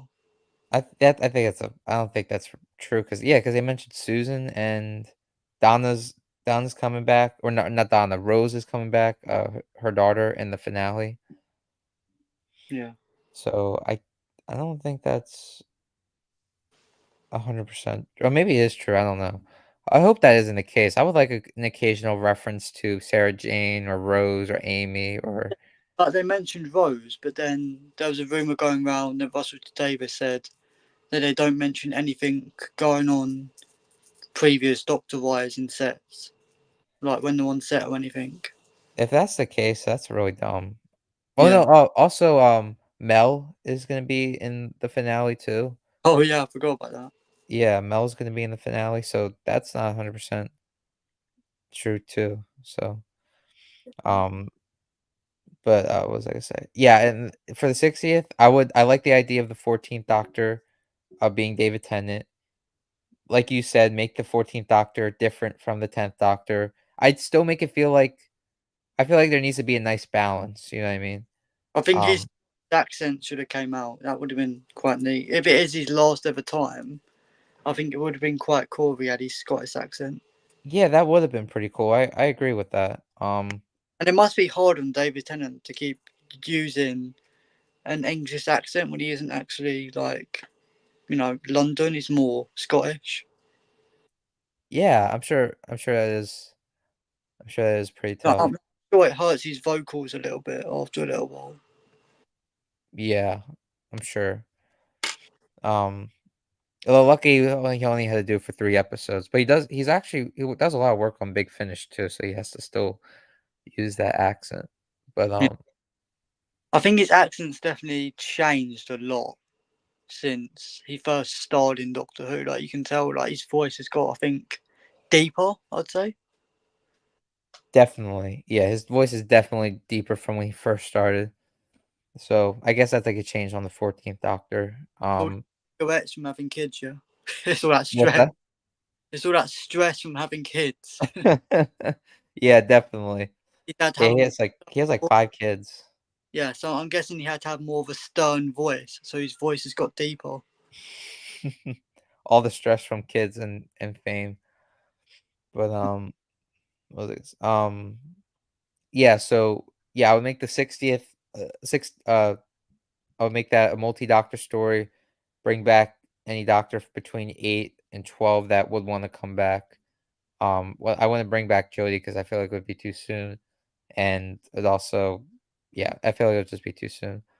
Um, and also I would bring back the first Doctor too because he's still alive. The actor that's David Bradley, Oh yeah. I would bring him back as the first Doctor as well for the 60th. Um, and yeah, I think it'd be pretty cool seeing I think something that they should have highlighted more with the 14th Doctor is the fact this is David Tennant but with the memories of 11, 12, Yeah. 13, you know? It's also David Tennant in his prime as well, because he's got like another, what, 20 years acting experience on top. But no, so basically he played, yes, he's got another 13 years acting experience more than what he did when he first played the Doctor. Like when he left the role, he's got another 10 to 13 years extra. Yeah. Yeah, so they could probably do some more things with him, but, Yeah, I feel like he could have, like, with all that experience, he could have, I guess, used more of the experience. So let's say he did something in Broadway, he could have done more of a Broadway role. I don't know. yeah. Yeah, that's true. Yeah, he does have Broadway experience. He has Shakespeare experience too. I looked at some of his Shakespeare stuff before doing my Shakespeare play, but yeah, they could have done something with that. Um, but yeah, I think for the 60th multi-doctor, I would have I don't know, this would probably be where you probably, disagree with me, but I feel like for the 60th, the villains should have been the Toymaker, but also, the Master. I don't agree with bringing back the Master, but I just remember hearing I think it would be cool to have a multi-master story again between the doctors. I don't know. Also, I would I'm bring all getting overused now, to be honest. Yeah, I feel like that would be, like, the last time I would wanna see the Master, but also, I also, I remember, Matt Smith saying he would want to play the Master, so I Yeah. think for the 60th, I think a cool twist would have been, like, Matt having Smith's in his 40s now. yeah, he's getting up there in age. Yeah, he's not getting any younger. No. Because he I was think saying, I think in a video I saw, he was saying he played the Doctor like 14 years ago, and he was like, "Wow, was it really that long ago?" yeah, it's been way too long, that's why I really wanted him back for the 60th. Hey, wait, I don't think it's been 11 years, I don't think it's been 14 because the 50th was 11 years ago. Yeah, it's been 14 years since he first played the Doctor. Oh, since he first played it, yeah, that's That was true. 2010, Yeah. 2000, 2010. Yeah, I was thinking, like, when he last played it, but, yeah, it's Oh no, that was like 10 years ago now. Jeez. yeah, yeah, it's crazy. It was before, all the Marvel movies really came into action. Yeah, because he played Morbius, didn't he? And he played in Game of Thrones. Yeah, he's in the House of the Dragon show. Yeah, apparently he slipped a disc in his neck when he played Game of Thrones. Oh, really? Yeah, apparently he did a stunt and he slipped a disc in his neck. Ooh. So that's why he was standing up like straight for like 2 episodes, because he was trying to heal. Oh, I'll wow. send you the video of it when he was going through his lines and stuff in previous films. But yeah, no, it's quite mad. Yeah, that is. That must have been painful though, slipping a disc in your neck. Oh, Oh, yeah, I can't even imagine. But, uh, I think yeah. that covers it now for all the Doctor Who content. What's that? I think it covers that for all the Doctor Who content now. What do you mean? Like I think we've spoke about all the things we wanted to speak about. Oh, yeah, no, I was just gonna finish saying, what I would have done for season 1. Oh yeah, go ahead. Yeah, I was gonna say, yeah, I would have made the, master Matt Smith, and then, um, what else was I gonna say? Yeah, for series 1, like you said, I would just change, certain episodes, get rid of the fourth wall, and I like series 1, so I think that would be pretty much all I would do and stuff. So, um, yeah. But yeah, yeah, wow, we've been on stream for 3 hours. 3 hours. It was only meant to be like an hour and a half, 2 hours. If that. Yeah, I didn't realize how long we were on it. I have to get going soon. But Yeah. yeah, I think that's everything. Thanks for coming on to the stream, Cam. I Cool. appreciate it. Do we come Um, back on in a couple of weeks when the series is ended, or what's that? we're gonna come back on in a couple of weeks when the series ended? Yeah, yeah, we could do that as well. Yeah, we could do another stream in a few weeks for when the series ends and talk about the finale and stuff. Yeah. But yeah, thanks for coming on. As always, and links whoever's watching the stream right now. Links will be down in the description for Cameron's YouTube channel and TikTok. And thanks again for coming on, Cam. Oh, thank you. You too. All right, hold on, let me just end the stream.